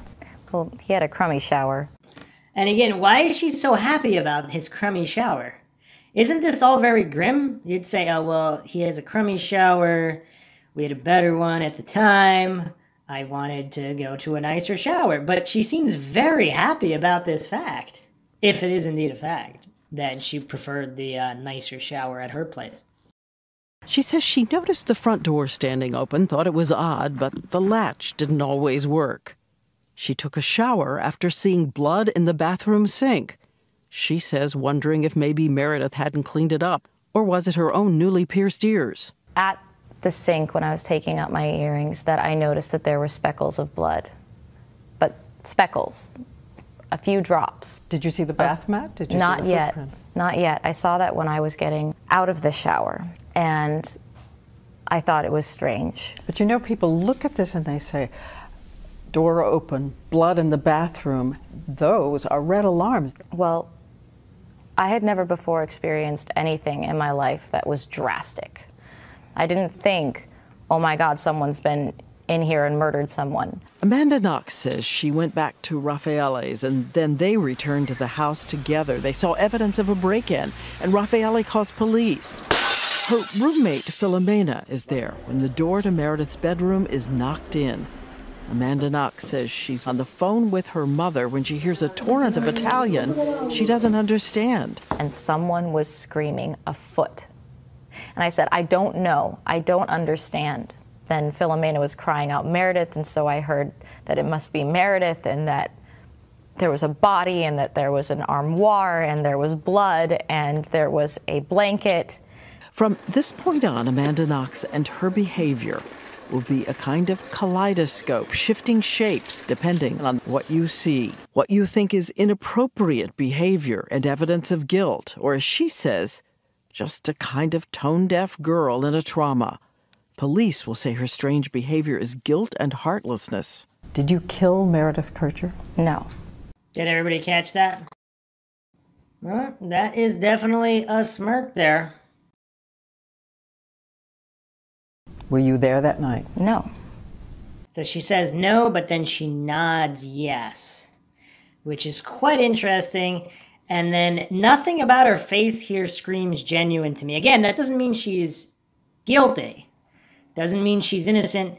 It could just mean, again, if we're dealing with somebody with psychopathic, sociopathic tendencies, other mental issues, she might kind of just be happy about this whole situation, even if she's innocent. And that's what's causing all this strangeness.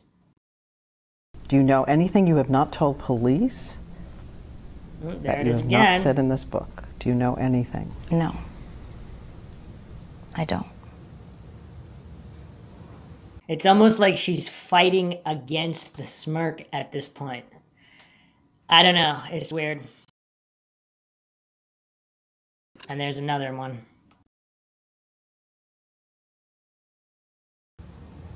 I wasn't there.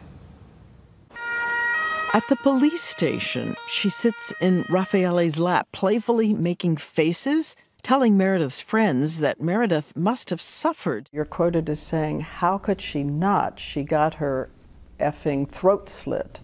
Yeah. I was angry. I was pacing, thinking about what Meredith must have been through. Sorry about that now. I wish I could have been more mature about it. Yeah. You can see that this does not look like grief.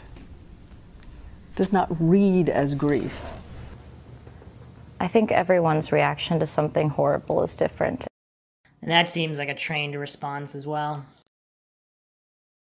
The first image much of the world will see on newscasts. Video taken outside the house the day of the murder. I've seen the same picture, like... She seems amused by that as well. Is she just relishing in the fact that people might think that she's a murderer even if she's not? And does that explain everything? Like, the kissing just can't stop. And that's not what that was. When you look at the tape, there are 3 quick kisses, then, the rest of the time, she stares into space. And just a quick point here, she does not look like someone happy about committing murder here. She looks genuinely disturbed and zoned out, despite the kisses which some would think are comforting. So it's, again, this in her defense, it seems like someone who's been through a trauma would look like this. Kissing or no kissing. So that, I would say these little smirks in the interview are far more damning than any of this footage. She says, thinking about random fate. I felt very lost, very alone, and very vulnerable. Vulnerable. My friend had been murdered, and it could just have easily been me. Let's take a look at that again. My friend had been murdered, and it could just have easily been me. So she just kind of stuck her tongue out there like a minor wetting of the lips. Wasn't super obvious. It was a very, very small cue there. Now, the licking of the lips, of course, denotes a decrease of saliva due to increased stress. So it's interesting because people who are nervous, deceitful, or in high stress lick their lips, almost as if trying to formulate some kind of response that's not the truth. So is that because that wasn't really her friend? Also, she says her friend, she doesn't mention her name. Now, I don't know how much to read into that. I don't know how often she does or doesn't. So again, we have to have a baseline here. So we'd have to have conversations with her referring to other friends, just in general before and after the murder, to establish more of a baseline here. Would she refer to Meredith as Meredith or not? And then also in certain cases, licking your lips or sticking your tongue out, that could be sexual arousal as well. So is she relishing in all of this attention? Again, regardless of whether she's the murderer or not, and can that be explained by psychopathic or sociopathic tendencies and not necessarily guilt of murder? It could just have easily been me. Somehow, she had died in the house where we were living. And there she did it again.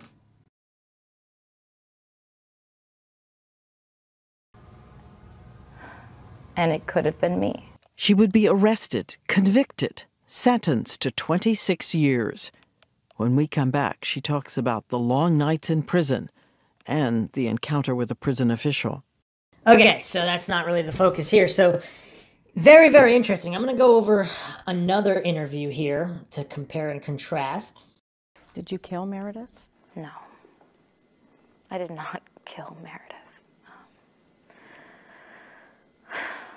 I did not kill Meredith. We see that smirk again, and then a laugh.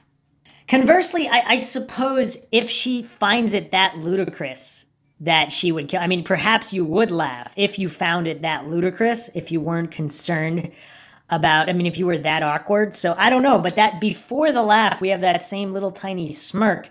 Could that be simply due to finding the whole thing ludicrous and absurd, or is it Duper's delight?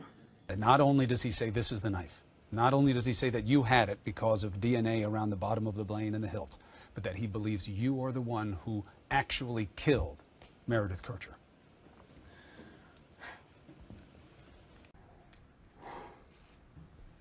Interesting that is the go-to response. Again, is she just that awkward and finding the whole thing ludicrous?